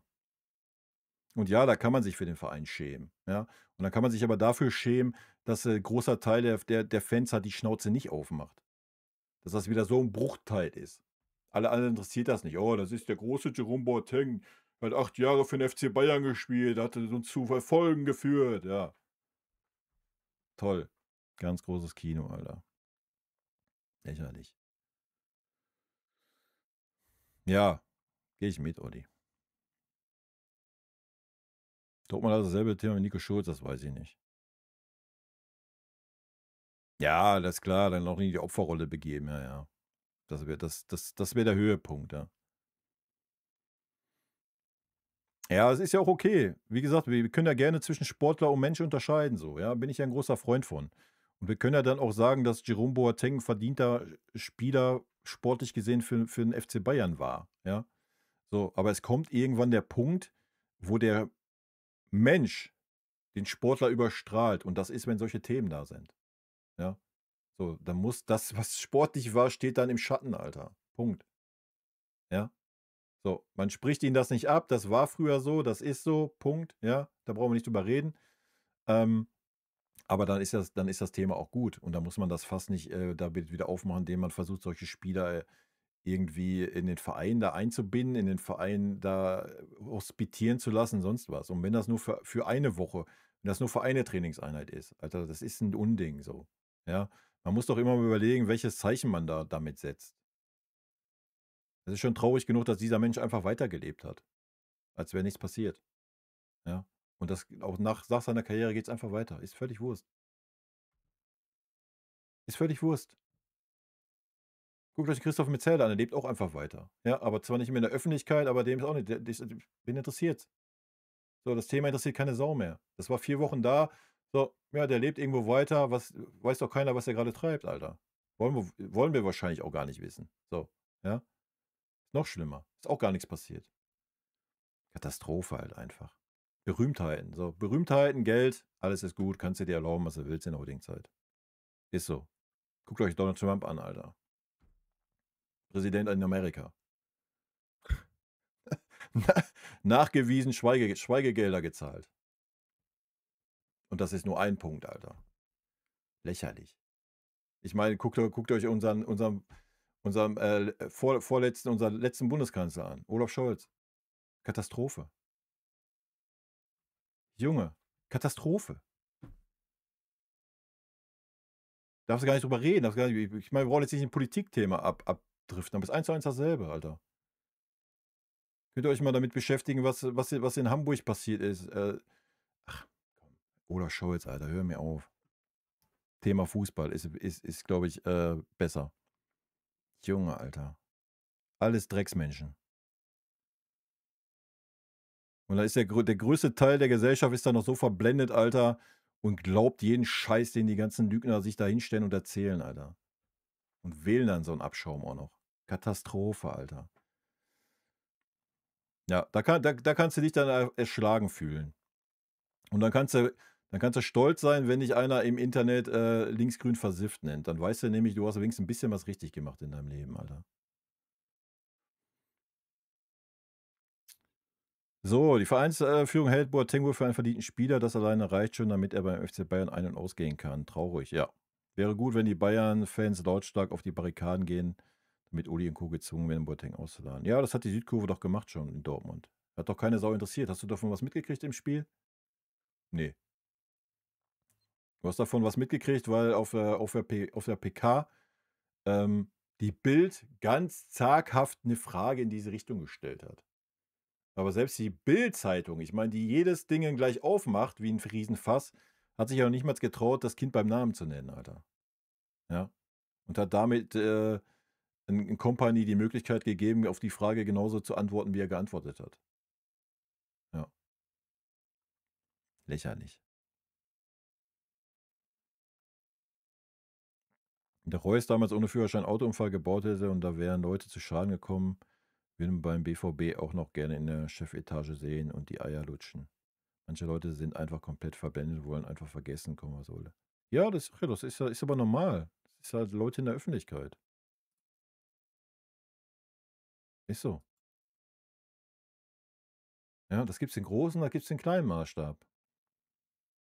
Ja, keine Ahnung, hätte, Fahrradkette, muss uns ja nicht interessieren so. Und es muss ja also mich persönlich interessiert's jetzt auch nicht unbedingt, was bei anderen Vereinen so ist, ja. Aber ey, komm.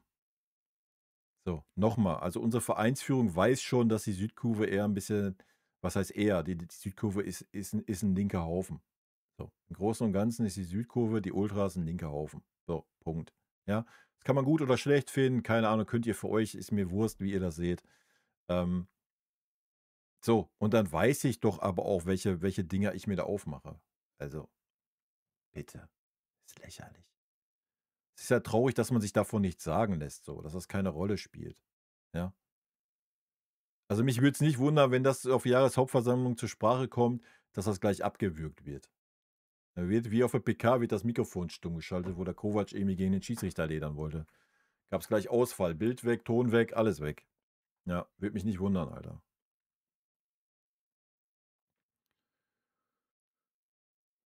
Boateng wurde unter anderem nicht wegen Körperverletzung verurteilt, weil sie nicht mehr aussagen konnte. Das sagt alles über diesen Fall aus. Ja, wie gesagt, man kann sich damit beschäftigen, wenn man das möchte, tut das gerne.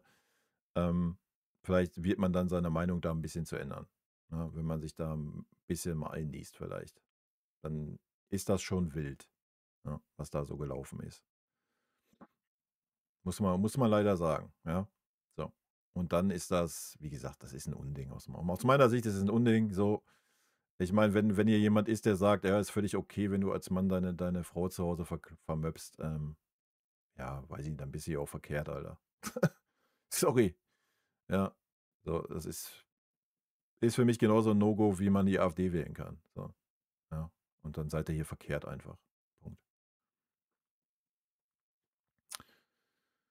Dem Missbrauch-Ding, finde ich, muss man schauen, ob die Täter selbst auch Opfer waren und psychisch dadurch Knacks haben. Ne, ist mir Wurst. Sorry. Und es nicht besser wissen, im Gegensatz zu einfach bösen Menschen. Aber ja, die Leute können einfach nicht mehr zurück in die Gesellschaft, aber sollten nicht gequält werden. Ne, sorry, ist mir völlig scheißegal, Alter. Punkt. Ey, ich habe in meiner Kindheit genug Scheiße erlebt, ja? Brauche ich jetzt hier nicht aufrollen. Ähm Trotzdem habe ich diese Sache niemals, jemand anderen angetan, nur weil ich das erlebt habe. Ja, ne, ist mir wurscht, Alter. Ist mir scheißegal, was da für Hintergründe sind. Wenn er als Kind selber missbraucht wurde und meint, dadurch muss er dann andere Kinder missbrauchen, ja, sorry, wen interessiert's, Alter? Pimmel ab, fertig. Punkt. Ja. So, wenn du in deiner Kindheit Scheiße erlebt hast, dann spätestens, wenn du mündig bist, dann setz dich damit auseinander, Alter. So, anders geht's halt nicht. Setz dich mit deinem Problem auseinander. Kannst aber nicht anfangen: „Oh ja, ich habe in der Kindheit so viel Scheiße erlebt, da habe ich jetzt 'n Freifahrtschein und kann das einfach anderen Menschen auch antun.“ Ne, hast du nicht, Alter. Fertig. Ich hasse dieses dumme Gelaber immer, Alter. So: „Ja, ich habe 'ne schlechte Kindheit gehabt, ich habe das und das erlebt.“ Ja, toll, habe ich auch. Halt's Maul, Alter. Boah, ist 'n ohne Scheiß, komme ich nicht klar mit. Es gibt mit Sicherheit Sachen so, die krasser sind, so, ja, die 'n Menschen dann prägen, logisch, ja. Aber es darf keine Ausrede sein, Alter. Nein, nicht bei solchen Themen. So. Ja, vielleicht kannst du dann nachvollziehen, warum das passiert ist, ja, aber das ist aber das Maximale, Alter. Aber noch mal, es gibt genug, die auch 'ne super scheiß Kindheit hatten und vielleicht genau die gleiche krasse Scheiß-Kindheit hatten, die nicht so sind, ja? Es ist nicht immer so, jeder, der das erlebt hat, wird dann auch so. Das ist nämlich Schwachsinn. So, wenn dem so wäre, ja, keine Ahnung, ja, aber so ist es nicht. Es gibt genug, die das auch erlebt haben und nicht so sind. So. Sind halt einfach kranke Gehirne. Es gibt kranke Gehirne. Ja, natürlich. So. Brauchen wir nicht drüber reden. Ja, die gibt's unter Sportlern, die gibt's, Menschen. Wir sind Menschen, Alter. Das sind alles Menschen. Die gehen alle kacken, wie ich immer so schön sage. Alle gehen kacken, ja? Ob das 'n Millionär ist, ob das die ärmste Sau ist, ob das 'n Fußballer ist, ob das sonst wer ist. Alle Menschen gehen kacken. So, ja, Punkt. Ja, Trump brauchen wir nicht anfangen, Alter. Der der Trump ist ja Infantino auf Steroiden, Alter. Ja, ich verstehe das schon, was du meinst, wenn die als Kinder selbst Opfer waren. Aber wie gesagt, es gibt, viele, viele Kinder, die Opfer sind und nicht so sind. Also, ja, keine Ahnung. Das ist für mich immer 'ne billige Ausrede.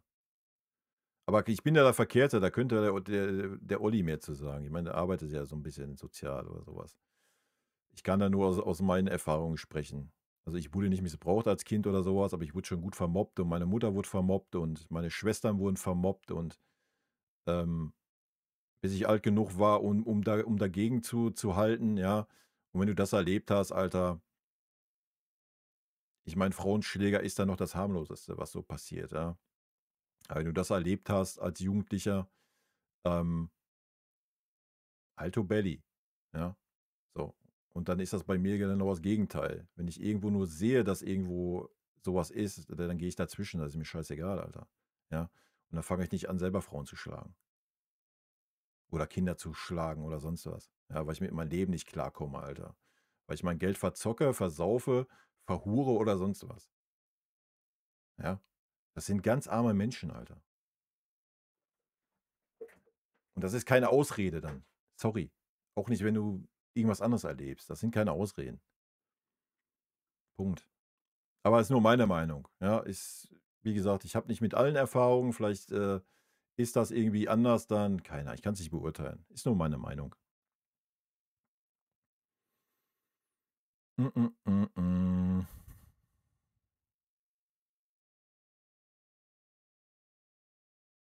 Grade dann, wenn ich weiß, wie sich das an ja, aber es geht ja darum, ich weiß ja schon, wie er das meint. Wenn du da 'n psychischen Knack hast so und nicht mehr wirklich weißt, was du tust und das verstehe ich ja alles, ja? So, das verstehe ich alles. Wie du das meinst, ist mir schon klar. Wie gesagt, bei mir ist das 'ne rigorose Meinung, 'ne rigorose Einstellung und gut.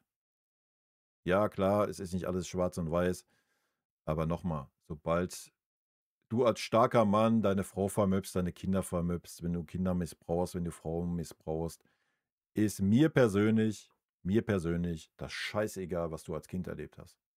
Ob du psychischen Knacks hast, sonst was, ist mir das scheißegal. Dann gehört dir der Pimmel abgeschnitten und gut. So, das ist meine Meinung. Wie die Ärzte schon gesungen haben, Schwanz ab, Schwanz ab. So, Punkt. Ganz einfach. Ja.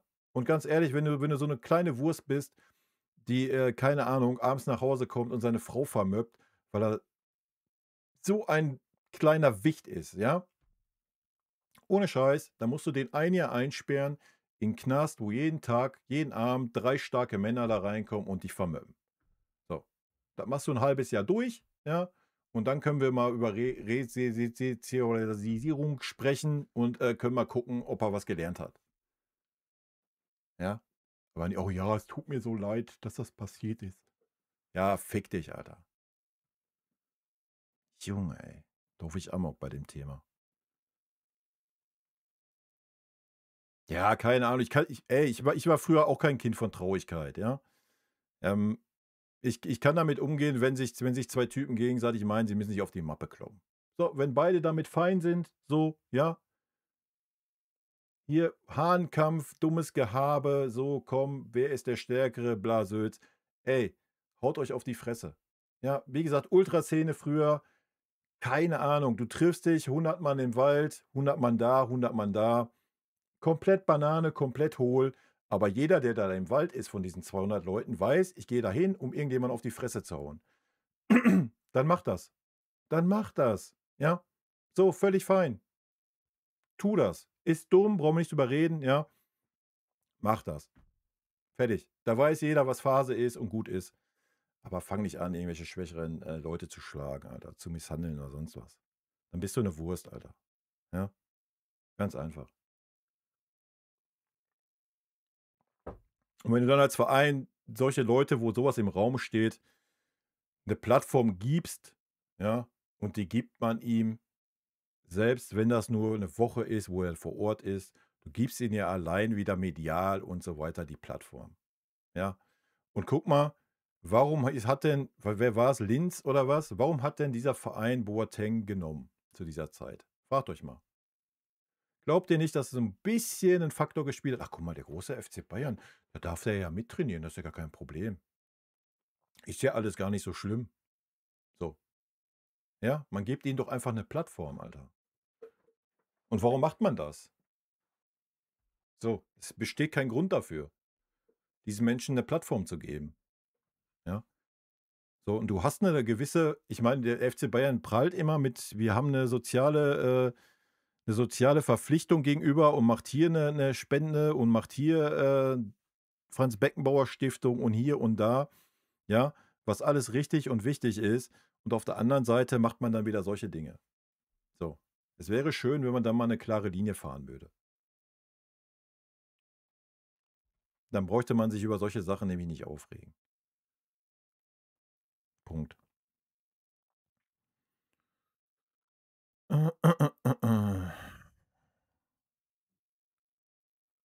Erzähl mal Eltern von einem missbrauchten Kind, dass der Täter eine schwere Kindheit hatte, ja. Ja. Ist ja, was ich sage, Alter. Ich bin Vater einer Tochter und habe mich viel mit der Psychologie beschäftigt, bedingt durch Arbeit und Studium, aber alles hat Grenzen. Ja, ist halt auch so. So, und du wirst auch rot sehen dann. So, ja, auch das kannst du nicht verhindern. Also, wenn du sowas mal erlebt hast in deinem Umfeld oder sowas, Alter, du wirst rot sehen. Und da kannst du noch der gute Mensch sein. Das ist einfach so. Und ja, das ist dann scheiße, wenn der die Täter, was weiß ich was hatte, dies, das, Ananas, alles gut. Was ändert nichts an der Tat, Junge. Ja, ist halt so.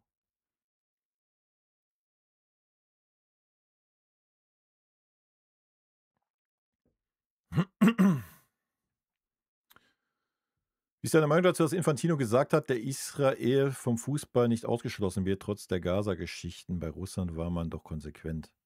Ja, ich weiß nicht, ob man da so konsequent war.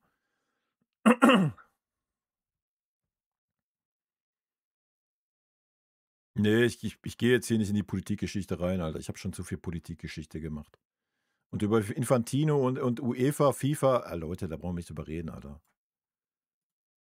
Sorry. Die FIFA tut das, was für sie am besten ist, um Geld zu kriegen. Ja, und wenn du dir mal anguckst, wo die FIFA im Moment oder die letzten Jahre die meiste Kohle hergezogen hat, aus welcher Art Ländern,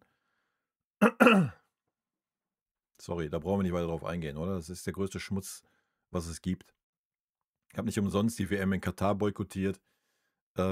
Wurde auch als linksgrün Versiffter und noch Schlimmeres beschimpft auf meinem Kanal.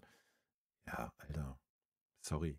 Wir leben im Kapitalismus und die FIFA ist Kapitalismus auf Steroiden, Alter. So. Ja, wenn du Geld hast, bestimmst du im Fußball alles, wenn du willst. Ja, wenn Elon Musk jetzt denken würde, oh, ich bin jetzt der größte Fußballfan und weißt du was, ich hätte jetzt gerne WM da und da mit so und diesen und am besten ohne Abseits, dann geht er zu FIFA, dann wird der Betrag X gezahlt und dann passiert das. Das ist die FIFA. Nichts anderes. Ja, so einfach ist das. Mehr gibt es da nicht zu sagen. Da regiert einzig und allein Geld. Schon immer. Schon immer, immer.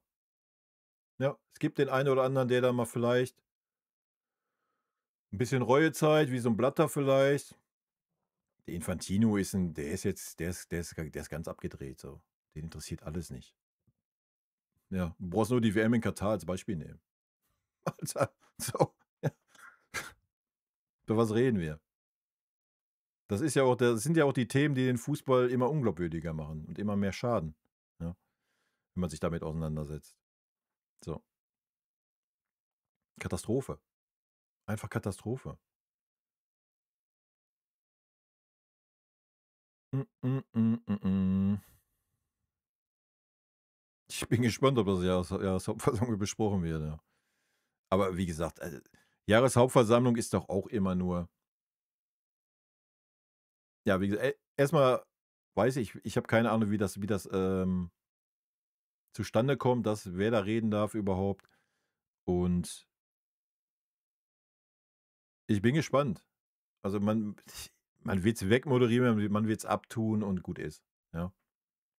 So, das ist ja kein ernsthafter Diskurs, der da geführt wird. So.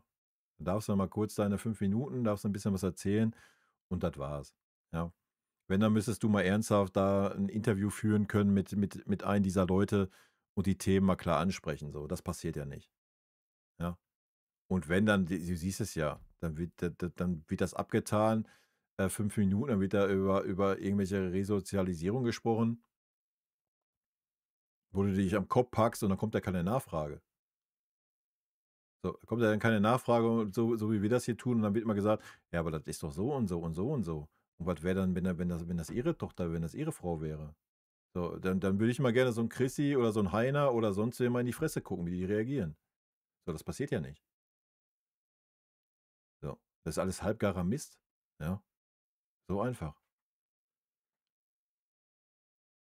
Das ist alles immer nur hohle Phrasen. Deswegen war der Tuchel ja so erfrischend bei uns, weil der Tuchel sich da hingesetzt hat und Tacheles geredet hat. So, wann hast du das in diesem Geschäft? Und wenn du da auf die FIFA kommst, Alter, bei der FIFA ist alles korrupt. Junge, vom Hausmeister bis zum Obersten. Wie gesagt, wenn du Geld hast, regierst du im Fußball. Ganz einfach. Ich meine, guckt euch doch nur geht doch einfach nach England. Financial Fair Play. Angefangen mit Chelsea, war, glaube ich, der erste Club in England. What the fuck? Der hat teilweise 1 Milliarde in einem Jahr in den Kader gepumpt. Wurden die jemals ausgeschlossen von irgendwas? Danach Manchester City. What the fuck, Alter? Also, über was reden wir? Ja? Da passiert nichts. Das interessiert keine Sau. Da wird immer auf Papier erzählt, ja, ja, war Financial Fairplay und hier und da und ja, mhm. Die schießen 1 Milliarde rein. Paris Saint-Germain. What the fuck? 222 Millionen für Neymar und nebenbei noch Lionel Messi und verpflichtet. Hey, hör mir doch auf, Alter. So, das kann doch keiner mehr ernst nehmen. Das kann doch keiner ernst nehmen. Ja, und das ist doch, was dem Fußball schadet. Und deswegen Ey, seid froh, dass wir in Deutschland nicht 50+1 haben. Seid froh. Hast du noch 'n bisschen Glaubwürdigkeit. 'N bisschen Glaubwürdigkeit hast du noch. Auch wenn da Vereine wie Wolfsburg und so weiter, brauchen wir nicht drüber reden, ja. Aber so 'n bisschen Glaubwürdigkeit hast du in Deutschland wenigstens noch. Alles nur noch Geld. Geld, Geld, Geld. Geld regiert die Welt und Geld regiert den Fußball und das schon immer. Das Schöne am Fußball ist nur, dass das nicht automatisch Erfolg bedeutet. Wenn du gesehen hast, wie lange Chelsea gebraucht hat, wenn du gesehen hast, wie lange Manchester City gebraucht hat, du gesehen hast, wie lange Paris gebraucht hat, um die Champions League zu gewinnen. Das ist also nichts, was einfach immer so klappt. So, das ist noch das Schöne am Fußball. Ja, das liegt daran, was ein Mannschaftssport ist und du halt immer noch eine Mannschaft formen musst. So, aber ansonsten, Geld regiert die Welt, Alter. Und das macht schon lange vom Fußball noch nie Halt gemacht. Ja, ist so. Und du hast auch keine Ahnung, mich würde ernsthaft mal eine ehrliche Aussage von irgendeinem aus der FIFA interessieren, ob es jemals eine EM oder eine WM gab, ohne dass Geld geflossen ist. Ja, ich weiß nicht, ob das ganz, ganz früher mal so war. Also, seitdem ich lebe, war das mit Sicherheit nicht so. Mit Sicherheit nicht. Da ist immer Geld geflossen, damit das jeweilige Land die EM oder WM bekommen hat. Man hat immer Stimmen gekauft. 100 Pro. Ja. Aber warum sollte sich auch nicht in keine Ahnung, 'n afrikanischer Fußballverband, der am Hungertuch nagt, warum soll der auch nicht sagen: „Pass mal auf, hier 10 Millionen und dann könnt ihr meine Stimme kaufen." So, ja. Kannst ja irgendwo noch nachvollziehen. Viel schlimmer ist es ja, wenn das irgendwelche Infantinos oder sonst was machen. Da bist du nämlich beim nächsten Problem, dass es solche Unterschiede gibt, ja. Aber der Verband, neben Deutschland der größte Fußballverband, die meisten Mitglieder und dann hast du irgend 'n Verband, mit 5 Mitgliedern und die Stimme zählt 1:1 dasselbe bei so 'ner EM, WM-Vergabe, ja. Hä? What? So, da fängt's doch schon an, ne? Und dann ist es doch super einfach, so kleinen Verbänden einfach mal 'n bisschen Kohle zu geben und zu sagen: „Guck mal hier, ne?" Ja, hör auf, FIFA ist der größte Verbrecherverein, den's gibt, ey. FIFA mag Moneten, ganz genau, ey. Ja, ist es auch, der korrupteste Haufen, den es gibt, ey.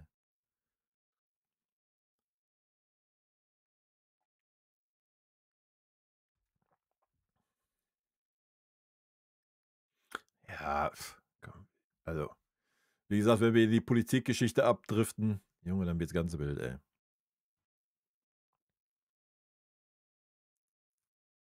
Mm, mm, mm, mm, mm. Können ja noch froh sein, dass wir die WM 2006 für 'n Apfel und 'n Ei bekommen haben. Ja, ist so. Olli, hau rein. Ja, ich weiß, dass die Anklagen hatten und, da sind immer noch irgendwelche Anklagen, unterwegs wegen Financial Fairplay. Leute, Geld regiert die Welt. So, da ist ja auch wieder jemand, der das dann entscheidet, ja? Da ist ja dann wieder jemand, der das entscheidet, ob dem so ist oder nicht. Und dann gehst du zu dem halt hin und: „Ach komm hier, hast du mal 10 Mille. Und ist doch alles gut, oder?" Ja, na klar ist dann alles gut. Ja. So, über was reden wir? Was sind denn 10 Millionen, Alter? Für irgendwelche Staatsfonds, die 1 Milliarde in ein Jahr in irgend 'n Verein pumpen. Und vor allem jeder von außen sieht das ja. So. So, es ist doch völlig offensichtlich, dass das nicht Financial Fairplay sein kann. Ja, und es passiert dann nix. Aber wehe Roter Stern Belgrad hat irgendwie 'ne Differenz von 100.000. Die werden dann für 5 Jahre ausgeschlossen. War das nicht Roter Stern? Ich weiß nicht, gab doch 3, 4 Vereine. So lächerlich, Alter. So lächerlich. Ja, aber das ist Financial Fairplay hat dann reingekickt, ne? Da waren irgendwie 'n paar 100.000. Ey, erst mal ausgeschlossen. Darfst nicht am Europacup teilnehmen. Und dann hast du da Chelsea, City, Paris, kein Problem. Kein Problem. So lächerlich, Alter.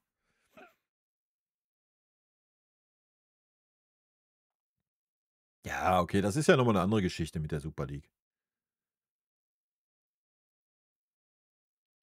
Ja, jede WM muss erkauft werden, ja. Ja, ich denke auch. Ich denke auch, ab da ging das schon los, genau. Und Super League, ja, keine Ahnung. Das war ja nicht unbedingt UEFA und FIFA, das kam ja erst später, weil es ja dann darum gegangen wäre, um die Champions League-Wettbewerb. In erster Linie ging es ja da um die nationalen Ligen. So, die sind ja amok gelaufen. Und das völlig zu Recht, ja. So, die Europacup-Geschichte kam ja dann erst später. Weil eine Super League hätte natürlich die Champions League komplett entwertet. So. Und die Vereine hätten ja auch wahrscheinlich nicht mehr an der Champions League teilgenommen. Ja. Ja, Roter Stern Belgrad war, sag ich ja. Ja, lächerlich, oder? So. Ich sag ja, auf diese kleinen Vereine, das waren mehrere Vereine, das waren 3 oder 4. So, die haut man dann raus, den haust du auf den Finger, ja. Aber irgendwelche großen Vereine, wo Milliarden fließen, ja, oder Hunderte von Millionen, ist das scheißegal. Ja. Weil die schmieren einfach wieder die richtigen. So ein Roter Stern Belgrad hat halt nicht die Mittel, dann diese Stellen zu schmieren, die das entscheiden halt. Darfst du keinen erzählen, Alter.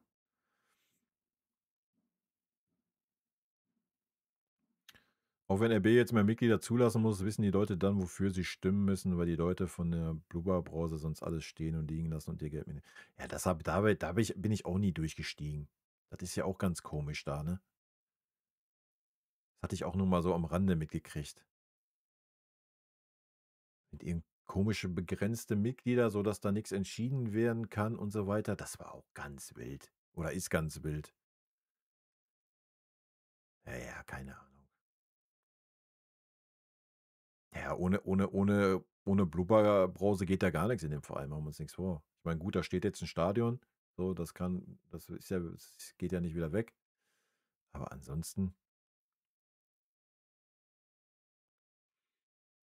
ja, na klar stand die dazu, ist doch logisch. Ja, weiß ich nicht.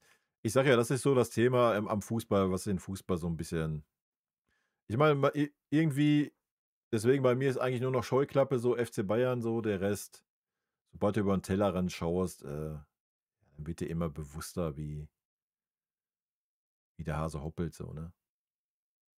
Ich meine, guck dir beim FC Bayern an mit unseren Sponsoren, die wir da haben. Das ist ja teilweise auch schon mehr als kritisch. So, ja. Das Traurige ist beim FC Bayern halt immer, du machst dir die Fässer auf für dann so 5, 10, 15 Millionen im Jahr. Dafür machst du dir dann irgendwelche Fässer auf wie Visit Ruanda und so eine Scheiße. Ja, dann macht das doch wenigstens einer, wo der dir 100 Mille im Jahr gibt. So, dass sich der Stress dann auch wenigstens lohnt. Weißt du? Wir machen uns so Fässer auf für ein paar Millionen im Jahr, die dich am Ende des Tages eigentlich gar nicht poppen. I don't know, ist auch ganz wild in unserem Verein. Ey, wenn du dir die Fässer schon aufmachst, dann lass sie dir wegen schmecken. So, ja. Ich meine, es ist traurig genug, dass du sie dir aufmachst, aber dann gönn dir wenigstens. Naja, aber siehst du ja, also ist auch alles ein bisschen komisch bei uns, was solche Themen angeht, ne? Und das wird bei der Jahreshauptversammlung auch wieder kommen. Ist halt so. Ja, das ist für mich auch ein rotes Tuch, ne? Das ist für das da bist du ja beim nächsten Zündlein. Ich habe da ja auch schon 2, 3 Anfragen mal gehabt. Normal. Wenn du wenn du Fußballkanal hast, kriegst du auch solche Anfragen. Ja, Katastrophe halt, Alter. Katastrophe.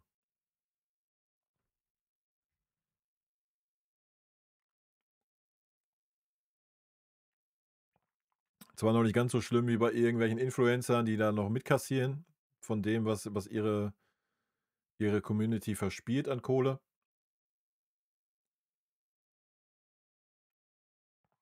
Aber ja, Wettanbieter ist allgegenwärtig im Fußball. Ist so. Aber Hauptsache, keine Ahnung, Zigarettenwerbung oder sowas darfst du nicht. Aber ja, Sportwetten ist okay, ne? Ja, so ist das. Aber Geld regiert die Welt, Leute. Da sind wir wieder beim Thema. Also, was meint ihr, was da an Geld fließt? Was meint ihr, was da an Geld, umgesetzt wird? Ist halt so. Aber so passiert, dass in den nächsten 15 bis 30 Jahren beim FC Bayern auch ein Investor aufkreuzt, wenn Uli nicht mehr ist, mit der Argumentation, dass man sonst nicht mithalten könnte. Das ist schwer zu sagen. Ist halt schwer zu sagen, wie weit sich der Fußball entwickelt, ne? Ich meine, das geht ja jetzt schon los mit dem Diarra, glaube ich, ist das, oder? Der da geklagt hatte wegen, dass er nicht wechseln durfte, kein Geld gekriegt hat, dann wechseln wollte, der keine Spielerlaubnis gekriegt hat, etc. Also man weiß ja noch gar nicht ganz genau, wie der Rock guckt. Nee, man weiß ja noch gar nicht, wie sich das die nächsten Jahre entwickeln wird, so was den Transfermarkt angeht. Es kann ja sein, dass so ein Bossmann 2.0 vor der Tür steht. So, und dass es dann heißt, Spieler können jederzeit sagen, so wie du auch, Kündigung jetzt, 3 Monate, ich bin in 3 Monaten weg. So, vielleicht kommt das. Und dann hast du natürlich wieder ganz andere Voraussetzungen. Dann gibt es keine Ablösesummen mehr, dann dann verdienen die Spieler keine 20, dann verdienen sie 50 Millionen. Ja, solche Geschichten. Dann wird natürlich viel unter der Hand laufen, machen wir uns nichts vor. Ne? Wenn du dann so ein Saudi-Prinz bist, dann kriegt der da mal eine Insel geschenkt und da mal eine Villa und was weiß ich was. Ja, also machen wir uns nichts vor. Aber ja, das weiß man nicht, ne? Wie sich das alles verhält. Und wenn der Uli unter der Erde liegt oder die Leute, die jetzt in Verantwortung sind, so wenn die irgendwann mal unter der Erde liegen, I don't know. Ja, man weiß nicht. Vielleicht platzt irgendwann auch mal die ganze Fußballblase. Wer weiß. Wer weiß. Ich weiß es nicht. Ich meine, in Deutschland sind die Einnahmen schon rückläufig, so. Ja. Aber am Ende des Tages ist da im Moment noch kein Ende in Sicht, so, ne? Ich meine, die Engländer waren auch immer so, man sollte sich einen Stadionbesuch noch leisten können und also der normale Engländer kann sich einen Stadionbesuch nicht mehr leisten. Ja. Keine Ahnung, wenn das irgendwann in Deutschland kommt, weiß ich nicht. Schwer zu sagen, wohin die Reise geht. Also ich glaube nicht, dass man das gerade irgendwie abschätzen kann, wie sich der Fußball entwickeln wird.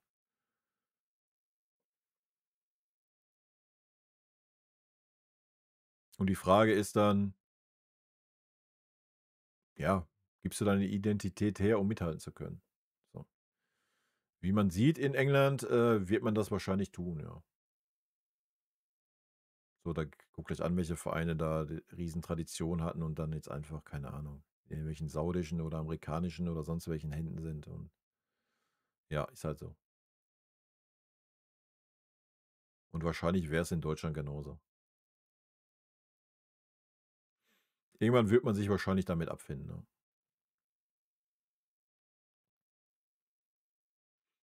Mm, mm, mm, mm, mm, mm.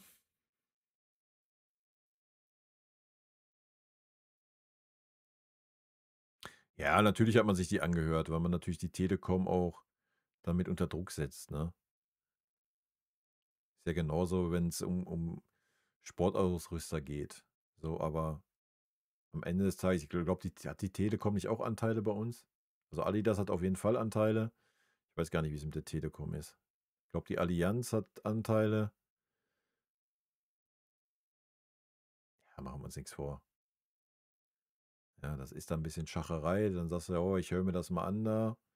Wir brauchen hier einen Cent. Und dann sagt die Telekom, ja komm, kriegst nochmal 5 Millionen mehr und dann ist der Bums durch, Alter. So, aber wenn du dann auch siehst, was Adidas zum Beispiel anderen Mannschaften zahlt und was sie uns dann zahlt, dann ist das auch schon wieder wild. Ist ja nicht so, dass wir am meisten kriegen von Adidas zum Beispiel.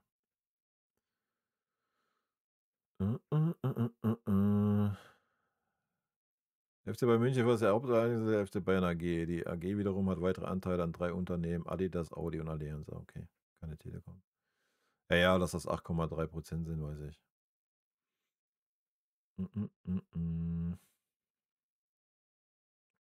Ja, ja, wir gucken mal, wie lange das erhalten bleibt.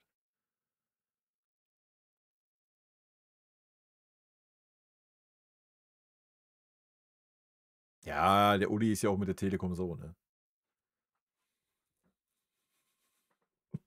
Also, solange Uli da ist, müssen wir uns da keine Sorgen machen.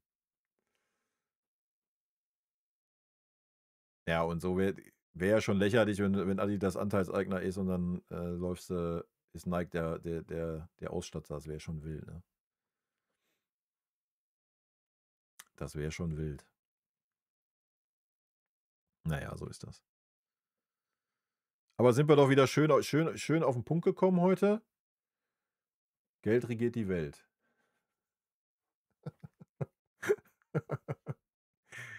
Ah, ist doch schön. Ja, wenn wir schon fußballerisch sportlich nix haben, über was wir uns aufregen können, können wir uns darüber aufregen. Über irgendwelche Schmutzmenschen und das Geld den Fußball regiert. Aber so ist es, in der Zeit leben wir halt einfach, ne? Man muss da leider mit klarkommen und das Beste draus machen irgendwie. Und da muss man sich auch immer als linksgrün versifft, betiteln lassen.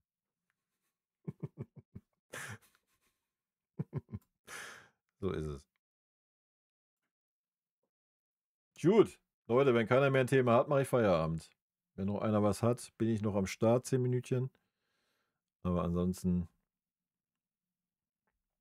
habe ich mich genug aufgeregt heute. Der etwas andere, Fußballstream war das heute. Könnte man ja glatt mal wieder, wenn der auf YouTube oben ist, mal in die Kommentare gucken. Da könnte man ja glatt mal wieder ein bisschen feiern, glaube ich. Okay, Leute, dann mache ich Feierabend. Dann wünsche ich euch einen schönen Abend. Brügge, ja, Brügge müssen wir gewinnen, so. Brauchen wir nicht drüber reden, oder? Ist natürlich schon 'n interessanter Gegner, denke ich, so 'n Mittelding. Ähm, glaube auch nicht, dass die sich verstecken werden. Die werden frisch, fromm, fröhlich, frei, auch spielen, denke ich. Ich denke, ja, also ich erwarte die sogenannte B11. Ich erwarte 'n Bischof, ich erwarte 'n Lennart Kahl, ich erwarte 'n Min-Jae Kim. 'N Guerrero, wenn er fit ist, erwarte ich auch. Ich denke, wir werden Spieler schonen, ähm, und da maximal 30 Minuten vielleicht zum Ende hinbringen, je nach Spielstand. Das ist, was ich erwarte. Und das muss auch möglich sein gegen so 'ne Mannschaft. Ja, ohne jetzt irgendwie despektierlich zu sein oder so was. Den Lauf, den wir grade haben, da muss das möglich sein. Wir spielen zu Hause, Champions League. Ja. Ja, ich muss leider aufnehmen. Also, streamen werde ich nicht. Ich muss 7 Days aufnehmen, weil die heute den ganzen Tag 'ne Störung hatten hier, Epic, und da konnte ich kein 7 Days starten. Von daher muss ich jetzt noch was aufnehmen, sonst ist morgen keine Folge da. Dann ist Alarm, weißt du? Dann kriege ich dann werde ich mich, auch geschlagen.